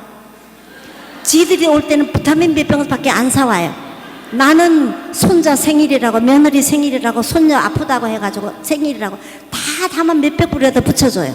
한국에 오면 한국 돈이 없다가지고 다 돈 나눠줘야 돼. 지들은 비타민 몇 병밖에 안 와요. 어버이날이면 어머니 죄송해요 하고 전화 한 번 하면 끝이에요. 다 이 세상의 모든 자식은 부모 걸 등치려고 태어난 자식이 자식이다. 부모의 걸 봐주려고 태어난 아들이니까 이상하잖아요. 그래가지고서는 이 남편이 부인을 불러가지고 여차여차하게 이때까지 아이들은 우리 걸 받으러 태어났는데 얘는 글쎄 준대. 그것도 은전 20냥씩이래. 은전 20냥을 보려면 어떻게 해요? 애기가 은전 20냥 벌어요? 청년으로 자라서 어른으로 자라야 은전 20냥을 줘요. 지가 돈을 벌어야 우리한테 은전 20냥을 주지요. 그러니까 우리가 얘가 청년기까지는 우리 자식으로 남아있을 것이다. 그러면 우리는 어떻게 하면 아들에게 점점 빚을 더 지워가지고 이 아이가 우리에게 빚을 아무리 갚아도 다 못 갚을 때 우리는 늙어서 죽어버리자는 거예요. 그게 부모의 전략이죠. 자식보다 먼저 죽어야 부모가 좋지요. 자식을 앞세우면 그건 아니에요. 그래서 둘이서 내외가 머리를 짜고 해서 전략을 세우는데 어떻게 세웠냐면은 아기가 손에 잡고 있는 거는 지푸레기도 하나 뺏지 않는 거, 가랑잎 하나도 뺏지 않는 거, 돌멩이 하나도 뺏지 않아요. 그거를 그리고 자꾸 아이에게 줘가지고 아이를 자꾸 빚을 지게 하는 거예요. 그러면 그 아이는 빚 갚다 못 갚다 우리는 늙어서 죽어버린. 그렇게 하기로 했다. 그래서 이 아이가 무럭무럭 자라가지고 아주 청년이 됐어요. 훤한 청년이 됐는데 이 아버지가 별 보고 들어가가지고 별 보고 나와서 농사를 지어가지고 돈을 아껴가지고 자가용을 한 대 사줬어요. 고개를 넘어서 장사를 다녔는데 전생에 사기꾼이었기 때문에 돈을 얼마나 잘 버는지 몰라요. 너무 잘 벌면 안 되잖아요. 다리 아프다고 해가지고서는 나귀를 한 마리 사줬어요. 그래서 나귀를 타고 돈을 벌러 다니는데 너무 잘 벌어요. 그날도 아버지가 늙었는데도 아들이 큰 대자로 누워가지고 장사 다니느라고 너무너무 힘이 드는지 코를 탁 걸면서 늦잠 자는 걸 보고 아버지가 너무너무나 행복해요. 우리가 늙으면은요 자식 자랑 보면 너무너무나 행복해. 우리 아들이 이렇게 크고 우리 딸이 이렇게 크면은 너무너무나 나는 행복해요. 걔들이 나한테 주는 게 아무것도 없는데도 불구하고 내 돈 훔쳐가는데도 불구하고 너무너무나 행복하다. 이 아버지도 그런 심정으로 밭에 나가가지고 새벽부터 샛별 뜨기 전에 나가가지고 농부 일을 하는데 동력해 해가 번쩍 떠올라오는데 부인이 막 아우성을 치면 소리를 지르면서 와서 남편한테 아들이 죽었다는 거예요. 아들이 왜 죽었냐고 내가 나올 때 코를 드르릉 걸면서 큰 대자로 누워서 잤는데 왜 죽었냐 했더니 당신 때문에 죽었다는 거라. 그래 나 때문에 왜 죽었느냐고 그랬더니 아침밥을 해주니까 엄마 밥 잘 먹었어요 하고선 라귀를 타려고 하는데 그날따라 라귀가 주인을 안 태우려고 요리 엉덩이를 빼고 저리 엉덩이를 빼면서 안 태우려고 그래. 그러니까 아들이 있다가 이 나귀가 밤새 잠을 못 잤나 그러면서 나귀 볼기짝을 탁 치고 올라탔는데 나귀가 팔쩍 뛰니까 아들이 그대로 떨어져가지고 옆에 있던 바위에 머리가 부딪혀가지고 그대로 즉살했다는. 그러니까 당신 때문에 죽었다. 당신이 나귀를 안 사줬으면 아들이 안 죽었을 텐데 당신이 나귀를 사줘가지고 죽었다는 거야. 우리 아들 자가용 사줘가지고 교통사고 내서 죽는 게 있잖아요. 부모가 자식인데 너무 잘해주는 게 아니에요. 이게 용돈 막 궁하지 않아. 나부터도 너무 궁하게 자라가지고 막 애들 용돈 주면 돈 아까운 줄 몰라요. 나 같으면 멀쩡하게 옷 입는데도 그냥 내놓는 거예요. 그럼 나는 보따리로 성당에 갖다 주기 바쁘다고. 내가 입을 수가 없잖아요. 날씬하니까. 나는 뚱뚱하니까 내 딸 옷을 못 입잖아요. 걔네들은 그 돈이 아깝지도 않은 거야. 내가 막 뭐라 그랬더니 이 옷 3만 원 줬어. 인터넷에서 3만 원 주고 샀대. 3만 원이 적은 돈이에요. 애들이 돈 궁하지 않게 자라면 그래요. 그러니까 자식인데는 어떻게 해줘야 잘 키우는지 몰라요. 자식을 잘 키우는 방법이 없어요.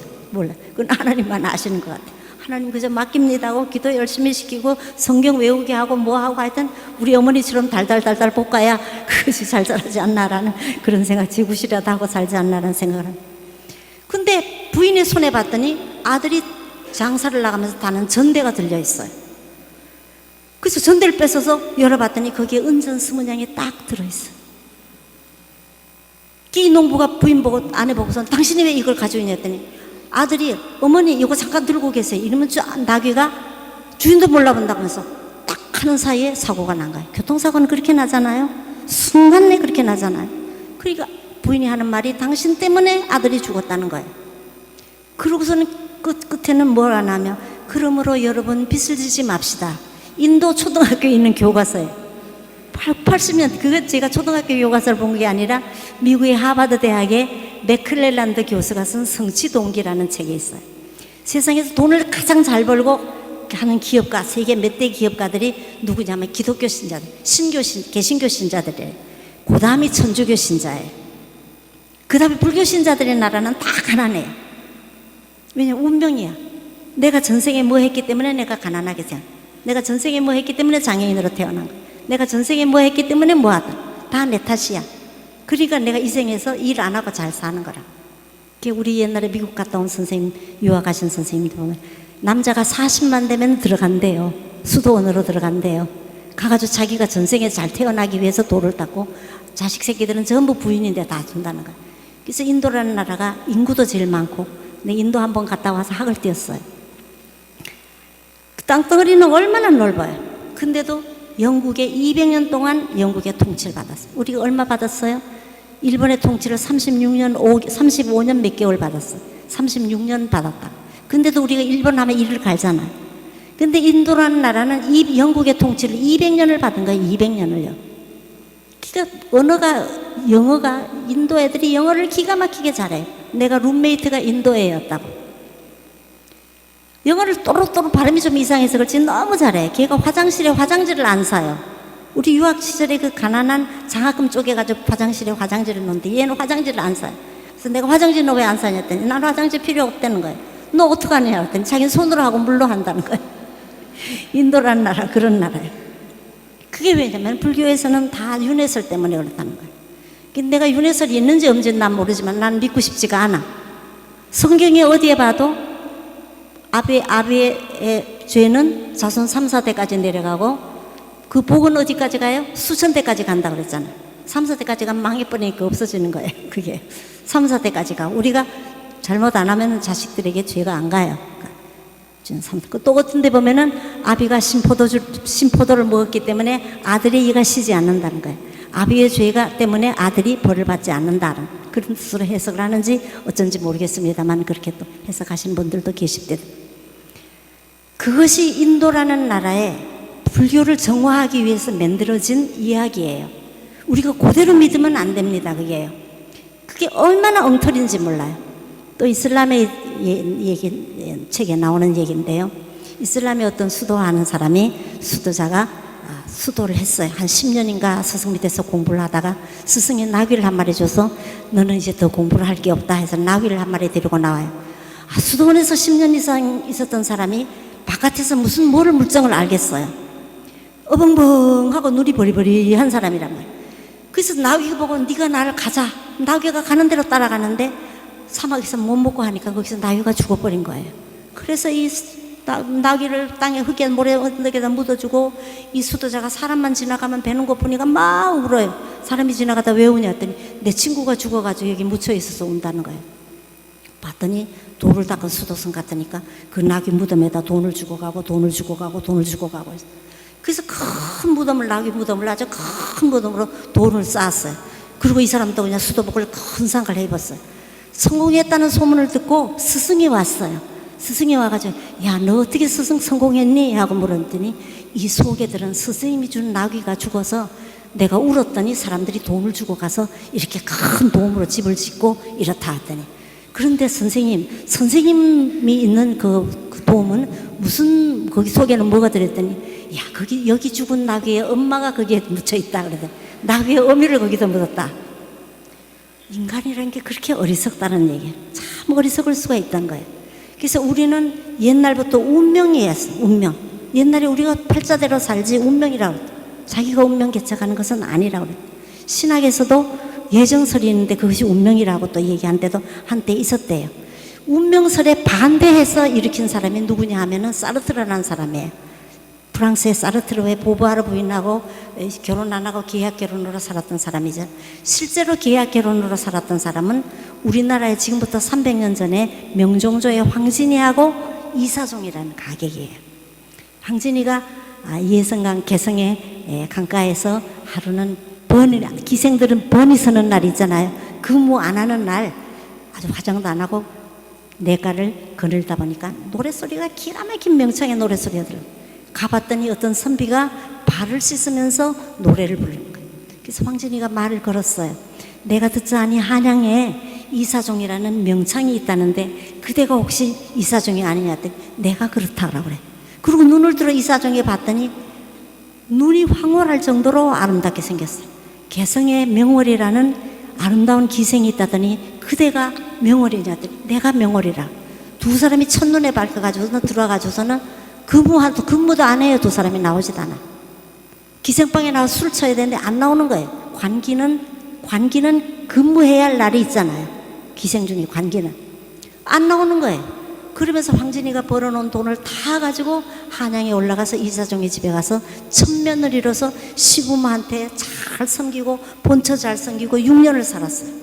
그러고서는 이사종이 보고 나와서 개성에 와가지고 우리 나를 기생 만든 기생 엄마, 마당 쓰는 마당쇠, 밥하는 언년이 다 먹여 살리라고 해서 이사종이 갔다 6년을 먹여 살렸어요.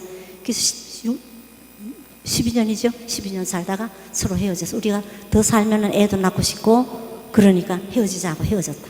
그게 첫 번째 계약 결혼인데 20세기 말에 그 사르트르하고 보부아르 부인 두 철학자가 대학에서 대학생으로 만나가지고 우리 1년만 계약 결혼으로 살아보자 하고 살았는데 사실은 1년밖에 안 살고 2층에는 보부아르 부인, 아래층에는 사르트르 둘이서 서로의 애인을 불러들이고 했는데 이 사르트르는 눈이 사팔뜨기거든요. 키는 눌러놓은 것 같이 남자가 못생겨서 세모돌이고 얼굴은. 그러니까 이 사람이 잘나고 싶지. 어떤 사람은 태어나 보니까 다리 밑에 거지 아들로 태어났고 어떤 사람은 태어나 봤더니 입에 금숟갈이 물려있고 황태자로 태어났다. 나라가 자기 거란 말. 이거는 하나님이 공평하시지 않다. 그러면서 인간은 우연이다. 내가 거지 아들로 태어난 것도 우연이고 왕세자로 태어난 것도 우연이다. 그러면서 그 평생 그 철학이 그거예요. 사르트르의 철학이 우연이에요. 그래서 이 사람이 소설을 쓰는데 그게 가장 그 사람의 생각이 잘 나왔다는 게 벽이라는 소설. 스페인 내란 당시에 프랑코 총통이 군사 독재를 했어요. 그리고 거기 레지스탕스가 생겨서 군사 독재하는 거에 반대하는 청년들이 지하 운동을 하는 거예요. 이 두목이 어느 청년이 하루는 있다가 과부의 아들로 여동생 하나와 가난하게 살던 청년은 한이 많잖아요. 사회에 불만이 많잖아요. 근데 이 레지스탕스 두목을 만나가지고 둘이서 너무 의견이 합치해가지고 우리는 태어나는 날은 달라도 죽는 날은 같다. 그러면서 둘이서 같이 이제 구운동을 하는 거예요. 정부를 뒤엎는 운동을 하는 거예요. 그러니까 프랑코 총독의 그 군부 독재는 그 레지스탕스를 찾아내가지고 이제 평정을 하는 거예요. 근데 어느 날 둘이서 이제 공작을 하다가 잡으러 온 군대인데 두목은 그런 걸 많이 겪었기 때문에 잡으러 오는 낌새를 바삭 소리만 하다 금방 알아서 얼른 숨어버리는데 이 어벙한 친구는 모르는 거예요. 그래가지고 붙잡혀 갔어요. 가서 네 친구가 있는 두목이 아닌 네 친구, 너는 너를 죽일 생각이 없으니까 네 친구가 있는 네 두목이 있는 데를 가르쳐주면 너는 석방해 주마. 돈을 많이 주면은 너는 네 애인하고 같이 결혼해서 살고 누이 동생 시집 잘 보내고 가난한 어머니인데 많이 도와주고 그렇게 살게 해주마. 그러니까 두목이 있는 것만 가르쳐달라고. 이 사람이 혈맹을 맺었어요. 태어나는 날은 달라도 죽는 날은 같다 라고 맹세를 했는데 내가 그 맹세를 깨고 어떻게 두목이 있는 곳을 가르쳐 주겠느냐 말이에요.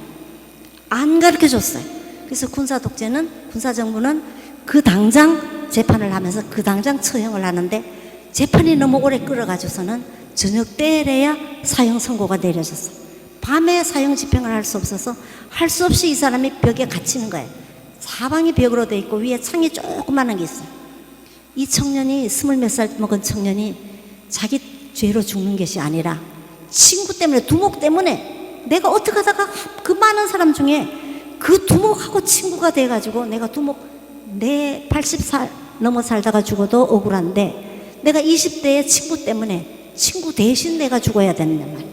내가 죽으면 내 애인은 누가 데려갈 것이며, 나만 보고 자란 살아온 어머니는 어떻게 할 것이며, 내 누이 동생은 어떻게 할 것이며. 생각해보니까 인생은 코미디인 거야. 내가 왜 이런 사람하고 친구가 돼가지고 친구 때문에 친구 대신에 죽어야 되느냐 말. 인생은 코미디인 거야. 밤새도록 생각해도 코미디인 거야. 근데 새벽이 됐는지 바깥에서 물이 똥똥똥똥똥똥 소리가 나요. 유리창으로 기어서 올라가서 봤더니 자기를 죽이려고 사형대를 만들고 있는 거예요. 그러니까 이 사람의 머리가 팍 돌아오는 것이, 인생이 코미디라면 내가 코미디를 한번 연출하고 죽으리라 해서 막 두드려가지고 내가 마음이 변했다. 지금이라도 내가 두목이 있는 곳을 가르쳐주면 나를 살려주겠니? 그랬더니 살려줄 뿐 아니라 많은 돈을 줘가지고 너를 석방시켜주마 그랬다. 그래서 그 마드리드 시내에 있는 서쪽에 있는 공동묘지에 있다가 친구는 숨어버리고 두목은 숨어버리고 자기는 잡혔는데, 반대쪽에 동쪽에 있는 공동묘지에 숨어있다라고 가르쳐줬단 말이에요. 근데 이 친구는 어떠냐면은 여기 있다가 잡혔는데 아무리 친구라고 하더라도 지가 죽을 지경이 되면 밀고 할지도 모른다는 거예요. 내가 여기 숨어있다가는 밀고 하면 내가 잡힐 것 같다. 여기고 여기 숨으려니까 여기하고 가까워. 그래서 전혀 반대쪽에 동쪽에 있는 공동묘지가 숨어있다가 잡혀가지고 이 사람은 처형이 돼서 그 레시스탕스는 평정이 되고 이 사람은 많은 보상을 받고 풀려났다는. 그래서 그 스페인의 프랑코总统이 독재가 굉장히 오랫동안 한 20년인가 하여튼 그게 유지됐어요. 그 배경을 그렇게 썼어요, 사르트르가. 그것이 뭐냐, 우연이라는 거예요. 우연. 그걸 여러분 우연이라고 생각합니까? 운명이라고 생각합니까? 그래서 사르트르는 평생 자기 눈이 사팔뜨긴 것도 우연이고, 자기 키가 작은 것도 우연이고, 거지인 것도 거지 아들, 이 사람은 거지는 아닙니다만은 어떤 사람은 태어나 보니까 다리 밑에 거지 아들도 그건 우연이지, 이건 운명이 아니다. 운명이라고 하면 너무 잔인하다는 거예요. 운명인지 우연인지는 하나님은 많이 아시지만은, 하나님은 제가 생각하기에는 가장 좋은 시대, 나한테 가장 좋은 시대에, 나에게 가장 맞는 시대에 나를 대한민국 땅에 안동의 그 완고하고 보수적인 골수 유교 집안에 태어나게 해주신 것이지, 그 선진국의 공작의 딸로나 무슨 누구의 며느리로나 그렇게 태어나게 한 것은 아닌 것 같아요. 이거 하나님이 보시기에 하나님의 운명을 우리가 알지를 못하니까요. 내가 왜 보느냐면, 이 외국에 가면은 지문을 전부 찍어요. 지문은 두 개도 같은 게 없어요. 지문은 둘도 같은 게, 60억 인류가 지금 70억이라는데 70억 인류의 직업이 70억 개에 다 달라요. 얼굴은 비슷한 형들이 많아요. 다 달라요.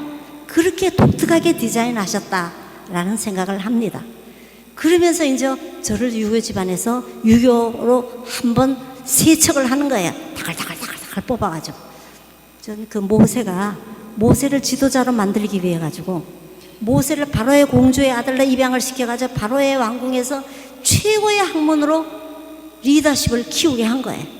최고의 학문. 지도자는 알아야지, 무식한 사람이 지도자는 될 수가 없어요. 최고의 학문으로 40년을 공부를 시킨 거라고. 그리고 그 교만한 때를 40년 동안 처갓집 장인의 양치기를 하면서 처갓집에 빌부터 살면서 다 때를 벗기고 나서 하나님의 사명을 주셔서 40년 동안 이스라엘 히브리 민족을 가나안 땅까지 인도하게 하고, 그 다음에 성경을 다 쓰게, 모세오경을 다 쓰게 만들고. 모세오경이 신부님, 모세가 써서 모세오경이 아닙니까? 모세가 직접 집필했기보다는 사람들을 불러가지고, 총명하고 지혜로운 사람들을 불러가지고 집필하게 하고 검열하고 프루프리딩을 시켰겠지요. 그렇게 해서 오늘날의 모세오경이 남은 거예요. 창세기가 하늘에서 뚝 떨어졌거나 출애굽기가 어디서 땅에서 뿔쑥 올라와서 그 탈출기가 말이지, 이스라엘 민족들에게 진해 말이지, 구름 기둥과 불 기둥 사이에 툭 떨어지거나 그런 건 아니잖아요. 그래서 모세가 무식했다면은, 양치기만이었다면 그런 것이 안 나왔다고. 근데 그 당시 최고의 문명 국가인 이집트 왕궁에서 최고의 왕자 수업을 받았기 때문에, 최고의 왕자 수업은 학자의 수업이에요. 받았기 때문에, 그것도 바로 왕통이 아니라 공주의 양아들로서 했기 때문에 자기 신분을 알았을 거란 말이에요. 그와 같이 저 같은 사람은 모세에게 비교할 수는 없지만은 하여튼 안동 지방에 가장 피해가 되는데 한 달에 제사가 10번 드는 집안에서 자락에서 달달달달달달달달 볶아서, 요즘 같으면 산딸기나 찔레꽃이 피면은 밥을 먹고 빈 도시락을, 양철 도시락에다 그걸 꼭꼭 따가지고 학교에서 집으로 돌아올 때 하나 가득 따가, 나는 가장 좋으면 내가 안 먹고 엄마 드리는 줄 알았어요. 그 엄마를 갖다 주면 엄마는 또 자기 안 먹고 할아버지 갖다 드려. 그러면 할아버지는 나보고 불러가지고, 이게 우리 차야, 내가 어렸을 때 이름이 차야였어. 차야 불러가지고 무릎에다 앉히고 나서 네가 따왔나? 나는 많이 먹었으니 너는 많이 먹고 얼른 커라. 그래서 대갓집에 시집을 가서 안주인이 되라. 뭐 이런 식으로 이제 머리를 두드려 주셨다고. 대갓집에 무슨 대갓집에 시집 가요? 그냥 원고 쓰느라고, 집 사고 차 사느라고 원고 쓰느라고 정말 너무너무 힘들었는데, 다 그런 이유가 있어서 이렇게 거치게 해가지고서 요만큼이라도 살게 해주시지 않았나가. 오늘날 불광동 성당에 나를 세우시기 위해서 하나님의 역사가 그런 것이 아니었나라는 생각을 합니다. 아동기의 교육이라는 것이 왜 중요하냐면, 그럼 저는 어떻게 해서 문학을 했느냐. 제가 어렸을 때 우리 할아버지가 아까 말씀드린 것처럼 당신이 외롭게 살았기 때문에 아버지를 14살 먹은 아들을 18살 먹은 처녀인데 시집을 보내면서 금방 아들을 낳기를 원했는데, 우리 어머니가 결혼해가지고서는 한 6년 동안 애를 못 갖는 거예요. 남편하고 떨어져 있으니까 애를 못 낳는 거예요. 그래서 임신을 했을 때는 아들을 낳으라고 손자를 낳을 걸 기대를 하고 낳았는데 내가 쏙 나와버린 거예요. 할아버지의 실망이 너무너무나, 그때는 뭐 다른 인간도 아니니까, 더군다나 경상도 안동에서는 다른 건 쓸데없는 것이 태어나가지고 쓸데없는 것이 이런다고, 그럴 때는. 근데 제가 몸이 약해가지고서는 8kg가 되는 학교에 다닐 수가 없으니까 학교를 늦게 들어갔어요. 늦게 보냈나 봐요. 근데 우리 마을에는 낮에 글 읽는 소리가요, 앞산하고 뒷산을 쩌렁쩌렁 울려요. 글 읽는 소리가. 아이들이 천자문과 논어 맹자 읽는 소리가 쩌렁쩌렁, 다 산의 아이들이에요. 그러니까 할아버지가 너무너무나 실망스러우니까 나를 불러다가 천자문을 가르친 거예요. 저에게 천자문을 가르쳤어요. 화가 나시니까. 그러니까 동네 사람들이 우물가에 나가면은 뭐라고 욕을 하느냐면, 그걸 기집애에 갖다가 그 천자문을 가르쳐서 뭐 하느냐고 말이지. 그런데 가르친다고 막, 나 듣는 데서도 그러고 막 그랬어. 동네 아줌마들이 막 그랬어. 근데 그 천자문 중에 운둥치우요 로결위상이라고 나서, 구름이 올라가서 비를 이루고 이슬이 맺혀서 서리가 된다라는 그런 귀절이 나와요, 천자문에. 천자문은 주나라의 임금이 주흥사라는 그 신하를 시켜가지고서는 그 글귀를 맞춰가지고서는 가장 좋은 시가 되도록 맞춰가지고서는 아이들을 가르치는 책을 만들려고 그랬어요. 이 사람이 그걸 만들으라고 하룻밤새 만드느라고 하룻밤새 검은 머리가 하얗게 됐다 해서 백수문이라고도 얘기를 하는 책이에요. 근데 거기에 참 좋은 글귀들이 많이 있어요.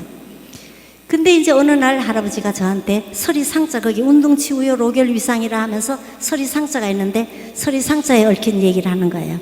한 마을에 훈장이 있었는데 하나는 부잣집 아이가 공부하러 오고 하나는 과부의 외아들이 공부를 하러 왔다. 서리가 와서 막 날씨가 추운데 왔다. 그래서 훈장이 서리상자를 주고 시를 지으라 했더니 부잣집 아이가 얼른 지고, 아무리 서리 오고 눈이 내려봐라, 아무리 서리 오고 눈이 내려봐라, 둥지가 따뜻한 새는 알을 까서 새끼를 친다, 이런 시를 지었대요. 근데 과부의 외아들은 무슨 시를 냅니까? 서리 오고 눈까지 내리니 굴이 없는 호랑이는 밤새도록 눈 덮인 산에서 백수의 왕이 될 기량을 키웠다, 이런 시를 지었다는 거예요. 내가 옳거니 할아버지가 과부의 외아들이니까 과부의 외아들의 시를 더 좋게 얘기를 하는구나 라고 생각을 해서 할아버지 보고 부잣집 아이도 시를 잘 졌잖아요 그랬더니, 아니 그거는 시가 아니래.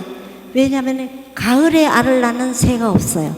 봄에 짹짹짹해서 교멸해서 알을 낳아서 풀씨와 벌레를 잡아가지고 새끼를 먹이면은 가을이 되면은 털이 나가지고 이제 겨울에 새는 집이 없잖아요. 그러니까 겨울 추위를 견딘다는 거예요. 그리고 가을에는 알을 설정 낳는다고 하더라도 알을 까면은 새끼를 치면은 새끼 몸에 털이 없기 때문에 얼어 죽어버린다는 거예요. 그리고 불씨가 눈에 덮이고 서리에 덮여버리고 벌레들은 나무 껍질이나 나무 이파리 속에 뒤에 숨어 번데기가 됐기 때문에 몰라서 새들이 못 먹는다는 거예요. 그래서 그거는 이치에 안 맞는 시다는 거예요. 그러나 과거의 외아들이시는 어미 호랑이가 어떻게 해서 죽어버렸는지 모르지만 굴이 산에 굴에 호랑이는 혈거하죠. 굴 속에서 사는데 힘센 호랑이들이 다 굴을 차지해버리면은 이 새끼 호랑이는 들어갈 데가 없는 거예요. 그래서 밤새도록 얼어 죽지 않으려고 눈 덮인 얼음 덮인 산에서 왔다 갔다 하면서 자기 몸에 열을 내가지고 얼어 죽지 않으려고 해서 나중에는 100가지의 짐승의 왕이 된다라는, 거기는 초년고생은 금을 주고 사서라도 한다라는 이치가 들어있기 때문에 그 과부의 시는, 과부의 외아들의 시는 잘된 시라고 했어요. 저는 평생 할아버지의 그 시가 제가 시 쓰기에 스승이라고 생각해요. 어떤 스승도 어떤 이론서도 그렇게 명료하게 시에 대해서 얘기를 해주는 사람이 없었어요. 그래서 어렸을 때 들은 거는 잘 안 잊어버려지는 거예요. 그래서 그 부모님들이 우리 아이를 뭐 시인으로 만들지 마세요. 가난하게 살고 돈도 원고료도 없습니다. 그러나 이제 뭐를 만들려고 하면 그런 환경을 만들어줘야 된다는 거예요. 부모 자신이 신문을 읽거나 뭐를 읽거나 같이 밥상머리에서 얘기를 하고 뭐 해야 부모의 생각이 들어간다는 거예요. 그래서 아버지는 탈무드에 보면 아버지는 선생이에요. 그날 직장에서 있었던 얘기를 다 갖다 얘기를 하면은 아들이, 우리 아버지는 직장의 상사 밑에 가면 비굴해지기도 하고 그걸 극복하고 우리를 위해서 돈을 벌어다가 또 해주기도 하고 사회에 보는 눈이 아버지를 통해서 키워진다는 얘기예요. 근데 너는 걱정하지 마라 하면서 공부나 해라 하고서 책이나 읽으라 그러고 안 하면 나중에 그 아이는 시험은 잘 치는데 사회에 나가면 바보가 되는 거예요. 바보가 된다는 거예요. 세상을 모르면 바보가 된다는 거예요. 그래서 애들이 세상에 못 참아내가지고 서울대학에도 제가 퇴직하기 전에도 1년에 꼭 몇씩은 자살해요. 그 들어오기 어려운 데를 들어와가지고 자살을 해요. 얼마나 아까워요. 얼마나 아까우냐면, 그러니까 엄마나 뭐 해서 과외시켜가지고서는 막 밀어 넣었다고, 밀려 들어간다. 옛날에는 뭐 재수도라는 것이 있었는지 모르지만 하여튼 뭐 그냥 지가 공부 잘해가지고서 들어오는데 요즘에는 그냥 밀어 넣어가지고서는 하여튼 들어와서 못 견디는 거예요. 견디지를 못하는 거예요. 대학이라는 것이 경쟁사회잖아요. 경쟁사회죠. 그 경쟁도 못 견디는데 사회에 나가서 어떻게 견디겠어? 회사에 가서 어떻게, 내가 아까 얘기했죠. 어떤 직장이든지 가면 천적이 있다는 거예요. 그걸 어떻게 견뎌내겠어? 그걸 견뎌내게끔 집에서부터 다글다글 볶아야 그걸 견뎌낸다는 거예요. 이게 집이 가정이 작은 사회잖아요. 가정사회라, 사회 가는 사람 보면 가족사회라고 그래요. 패밀리 소시올로지라고 이렇게 얘기를 한다. 우리가 많은 면에서 이제 그런 면이 있지 않나라는 그런 생각을 합니다. 그런데 그런 것에서 배우는 것이 지혜가, 우리가 하나님을 아는 것이 지혜의 근본이라고 나오죠. 어디 그게 잠언에 나와요? 어디에 나와요? 하나님을 아는 것이 지혜의 근본이라고 해요. 난 외웠는데 어디 출처는 다 잊어버렸어요. 그 경험이 지혜인데 경험이 천재보다 나아요.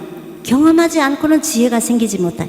지식은 책을 읽거나 주워 들어서 오지만은 지혜는 경험에서 오는 거예요.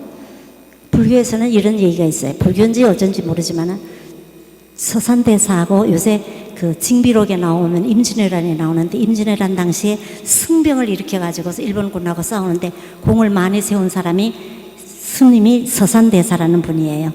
그 가톨릭 방송이 처음에 생기고 나서 서산대사의 글귀가 가톨릭 방송의 현판으로 달려 있은 적이 있었습니다. 그 서산대사하고 그분의 제자인 그 사명대사하고 두 분이 길을 갔어요. 길을 가다 보니까 너무 심심하죠. 워크맨이 있는 것도 아니고 다리는 아프고, 옛날에는 뭐 조선시대 다 걸어 다녔잖아요. 그리고 배는 고프고, 그러니까 사명당이 서산대사 보고 선생님 우리 심심한데 수수께끼나 하나 할까요? 그러니까 그래 사명당 자네가 한번 내보게 했더니 저기 소가 2마리 풀을 뜨고 풀을 먹고 배가 불룩해서 누워있는데 저 2마리 소 중에 어떤 소가 먼저 일어날까요? 소 1마리는 검정소고 1마리는 누렁소인데 어떤 건지 먼저 일어날까요? 했어요. 그러니까 서산대사 말씀이 사명당 자네가 먼저 내보시게 했더니 사명당이 얼른 주역의 효를 딱 뽑아봤더니 불화자가 나왔어요. 불화자. 불은 뻘겋잖아요. 불화자가 나오니까 선생님 누렁소가 먼저 일어나랍니다 했더니 서산대사가 아닐 걸 하는데 검정소가 먼저 일어나니까 누렁소가 따라 일어나는 거예요. 사명당이 물었어요. 선생님 내가 주역의 효를 다시 뽑았는데도 불화자가 먼저 일어났는데 어떻게 검정소가 먼저 일어납니까? 누렁소가 먼저 일어나야지요. 그랬다. 그러니까 사명당이 뭐라고 서산대사가 뭐라고 했냐면 사명당 자네는 불을 안 피워보셨는가? 불을 피워보면 검정 연기가 뻥 나네. 그 다음에 빨간 불꽃이 올라오는 법일세. 그러니까 검정소가 먼저 일어나고 누렁소가 따라 일어나는 거야. 그래. 두 사람이 하루 종일 걸어가지고 어떤 불자의 집에 들어갔어요. 높은 산을 넘어야 되는데 산을 넘을 수가 없으니까 날이 저물으니까 그 불자의 집에 항상 들어갔어요. 그 집도 너무너무나 가난해요. 옛날엔 다 가난했잖아요. 산속에 있는 사람들이 뭐 없잖아요. 근데 딱 들어닥치니까 주인이었다가 대사님 두 분이 오셨는데 저녁 공양하셨습니까? 그랬더니 아유 무슨 저녁 공양이라고 미안한데 냉수나 한 대 접시 주면 그거 마시고 자지. 그랬더니 그래도 그럴 순 없지요 하고 이제 안방에 들어가서 부인 보고 대사님 두 분이 또 오셨는데 빨리 저녁상을 차리라고 그러니까 부인이 있다가 아유 우리가 지금 아무것도 없는데 내일 도토리 주스러 나가야 되는데 말이지 지금 뭘 가지고 저녁상을 차리냐고 했더니 뭐든지 가서 차려보라 그래. 온 집안을 다 주니까 밀가루가 한 사발이 요만큼 나왔어요. 그러니까 이 부인이 이 밀가루로 국수를 밀어가지고 물을 막 이만큼 부으면은 두 그릇은 되겠다 했더니 그걸 빨리 해가지고 나보라는 거예요. 대사님들 배고프다고. 그러고서 부인이 나는데 사명당이 하도 배가 고프니까 선생님 오늘 저녁 공양으로 뭐가 나올까요? 그랬더니 스승이 서산대사가 말하면 사명당 자네는 뭐가 나올 것 같더니 내가 주역의 효를 뽑아봤더니 뱀사자가 나왔어요. 음식의 뱀사면 뭡니까? 음식의 뱀사면 뭐예요? 우리 학생들은 라면요 라면. 뱀이 길잖아요. 그러니까 라면 조선시대에 무슨 라면이 있습니까? 국수죠. 아유 선생님 국수가 나오려면 뜨끈뜨끈한 국수가 나오면 우리가 이걸 먹고 다리를 쭉 뻗고 자면 몸이 피곤이 싹 풀릴 겁니다. 그러면서 사명당이 좋아가지고 그러니까 서산대사 하시는 말씀이 나와봐야 알지. 근데 주인이 딱 들어갔어요. 아이고 이번에는 선생님보다가 제자분이 이기셨습니다. 우리 내자가 자기 부인이 내자가 반찬이 없다고 국수를 한다고 그랬거든요. 그랬더니 서산대사 말씀이 나와봐야 알지 그런단 말이에요. 근데 조금 있다가 나왔는데 봤더니 국수가 안 나오고 수제비가 나왔어요. 그랬더니 그 무슨 사명당이 뭐라는데 선생님 내가 주역의 효를 다시 뽑아봐도 뱀산데 왜 수제비가 나왔습니까? 그랬더니 서산대사 말씀이 지금이 어느 때인가 그랬더니 늦가을이지요. 늦가을에 뱀이 어떻게 되는가? 굴 속에 들어가서 자지요. 어떻게 하고 자냐? 따뱅이를 틀고 자지요. 국수가 따뱅이를 틀면 수제비가 되지 뭐. 이제 그런 서산대사 말씀이 경험이 천재보다 낫다고 했네. 그러게 경험이 천재보다 낫다고 그랬네. 시골 아이들은요 땅에 구멍이 있으면 손을 넣어보고 훈훈한 구멍이면은 쥐구멍이에요. 구멍에 손을 넣었을 때 서늘하면 그건 뱀구멍인 줄 알아요. 시골 아이들은 그걸 누가 가르쳐주지 않는데 다 알아요. 도시 아이들은 몰라요. 이 세상에 경험을 많이 해야 돼요. 설거지도 많이 시켜보시고 집 고치는 것도 많이 시켜보시고 풀도 많이 뽑아보시고 청소도 많이 시켜보고 서울대학의 노벨 프라이저들을 노벨상 받은 사람들을 불러가지고 특강을 시키는데 경험을 시키라는 거예요. 실패도 경험인 거예요. 제시에 실패할 수 있는 용기라는 제가 그 시 쓴 것도 아니고 어디 서문을 썼는데 그게 막 돌아다녀요. IMF 때 직장인들의 주머니에 돌아다닌대. 근데 내가 그게 시가 아닌데요. 그랬더니 선생님이 시를 썼건 안 썼건 간에 그게 이미 시가 돼버렸습니다. 이제 그렇게 얘기를 하더라고요. 우리는 많은 경험이 필요해요. 신앙도 많이 경험한 사람들에게 신앙이 단단히 박힌 거래요. 많이 그래서 무슨 예수님이 뭐라고 그랬던가? 죄 많은 곳에 은혜도 많다고 그랬나요? 그럼 은혜 많기 위해서 죄를 져야 됩니까? 그러나 인생을 실패를 많이 겪은 사람이 하나님을 제대로 믿는 것 같아요. 그런 것 같아요. 평탄하게 부잣집에서 공주처럼 자라가지고 이렇게 산 사람들은 하나님 바로 믿는지 잘 모르겠습니다만 그러면서도 잘 믿으면 더욱 좋지요. 그러면서 잘 믿죠. 그래서 제가 제 문학은 성경에 있다. 성경에 있다. 이런 얘기인데 제 시를 한 두 편만 읽어드리고 제가 얘기를 끝내겠습니다. 운명설과 우연설이 있는데 우리는 운명설도 아니고 우연설도 아니고 무슨 설이에요? 하나님의 뜻의 설, 하나님 뜻의 설이다. 이런 얘기를 제가 합니다. 그러고서는 지혜는 하나님을 아는 것이 지혜의 근원이다. 우리 딸이 그림을 그리는데 그림이 영 마음에 안 들어요. 그래서 네가 하나님을 제대로 못 믿었다 그렇다. 성경을 읽어라. 지혜를 주시라고 읽어라. 그렇게 얘기를 합니다. 우리가 상처에다가 상상력을 보태면은 그것이 예술이 됩니다. 그림도 되고 무슨 그 렘브란트 성서를 그리다라는 그런 책도 있죠. 다빈치의 모나리자도 되고 괴테의 파우스트도 되고 뭐 시, 그 아까 내가 얘기한 랄프 에머슨의 성공이라는 시도 되고 이제 다 그렇습니다. 두 편만 읽고 제가 됐습니다. 일상의 밑줄을 제가 마가복음을 읽다가 마르코 복음이에요. 제가 이제 밟을 때는 마가복음이라고 했는데 마르코 복음을 읽다가 쓴 시입니다. 우리는 일상생활이 부엌에서 밥하다가 무슨 설거지하다가 그것이 중요하다는 얘기예요. 일상의 밑줄 책을 읽다가 밑줄 치는 데는 어떤 데입니까? 중요한 부분에 밑줄을 치지요. 근데 일상의 밑줄을 쳐라라는 그런 얘기예요. 우연히 열린 마르코 복음, 최후의 희망이던 성전까지 박살나자 복음의 시작으로 다시 시작하자고. 첫 줄 첫 글자도 시작인가? 시작이야말로 흔들리지 않은 일상이란 듯이.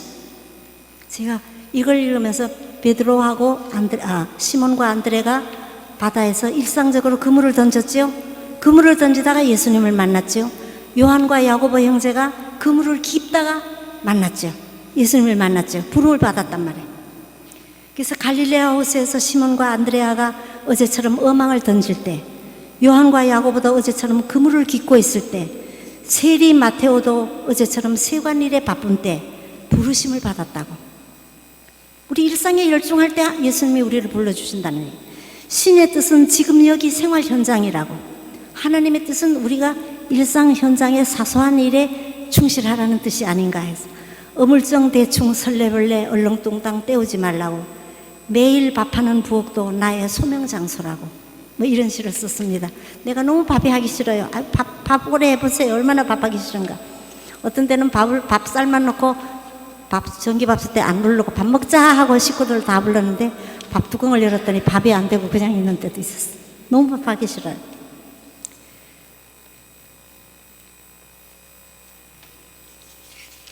이런 이제 시장. 남편이 살았을 때 하도 내 말을 안 들어요. 너무너무 내 말 안 들어요. 다른 사람들은 남편이 마누라 말을 너무 잘 듣는다 그러더라. 그래서 마누라 말을 잘 듣는 사람은 이쪽에 서고 마누라 말을 안 듣는 사람은 이쪽에 서라고 나누라 했더니 한 남자 한 사람은 마누라 말을 안 듣는 데 서 있고 다 이쪽에 남자들이 마누라 말을 듣는 데 서 있었대. 그래서 그 사람을 불러가지고 당신 마누라 말 안 듣느냐 했더니 우리 마누라가 사람 많은 곳에 가지 말라고 그랬다고 그렇게 얘기를 하더라는 거예요. 더 잘 듣는 사람이죠, 그죠? 우리 남편은 너무너무 안 들었어요. 한국 남편이란 제목이에요. 에덴 동산이 한국 땅에 있었더라면 안타깝다. 아담은 절대로 아내 말을 안 들었을 텐데. 아담이 아내 말을 안 들었으면 선악과를 안 따먹었겠죠. 근데 한국 땅에 에덴 동산이 있었더라면 우리 남편 같은 사람만 있었지 않겠느냐. 그러면 내 말 안 들으니까. 제가 이런 시를 쓴 적이 있었습니다. 그리고 이제 종교가 시끄러운 거는 아니잖아요. 그래서 제가 이제 조용한 것이 종교다 해서 떡잎이라는 시를 썼습니다. 떡잎은 새싹이 2장이 떠오르는 거죠. 그걸 떡잎이라고 그러죠. 이게 이제 시청 앞에도 있고 그 합정역 거기 지하철역에도 있다라고 사람들이 얘기하는데 저는 못 봤습니다. 떡잎이라는 제목이에요. 조용히 문을 여는 한 왕조를 본다. 한 개의 식물도 전부 한 왕조예요. 한 나라예요. 두 연인이 일으키는 어린 왕국이요. 저마다의 생애는 영광과 비극의 대서사시. 그 첫 장을 기록하는 떡잎 두 쪽. 봄마지랑이 황홀한 숲 앞세워 모든 인연이 움돋고 있누만. 그런 시를 쓴 적이 있습니다. 그러니까 이것이 왜 그러냐면 하나님은 우리 모든 생명체 하나하나를 다 왕국으로 세웠다는 거예요. 내가 우리 왕조로 세웠다. 라는 그런 것에서 이제 써진 시입니다. 이제 그런 등등의 시이고요. 제가 주절주절 했는데 질문이 좀 있으면은 질문을 좀 받을까요? 어떻게 할까요? 신부님? 궁금한 거 있으면은 좀 했으면 좋겠습니다만은 제 얘기는 여기서 끝내고 성경 많이 읽으시고 눈으로 마음으로 읽으시고 왜 이렇게 썼을까라는 그 질문도 좀 하시고 그러면서 그 문학 작품으로서 창세기, 문학 작품으로서 성서를 이해하시고 또 예언자, 이스라엘의 역사서 뭐 전 잘 모릅니다만은 하여튼 제가 학교 때 배운 거는 그렇습니다. 그렇게 읽으시면서 많은 은혜 받으시기를 바랍니다. 제가 중언부언했지만은 집에 돌아가셔서 은혜 받으시기 바랍니다. 감사합니다.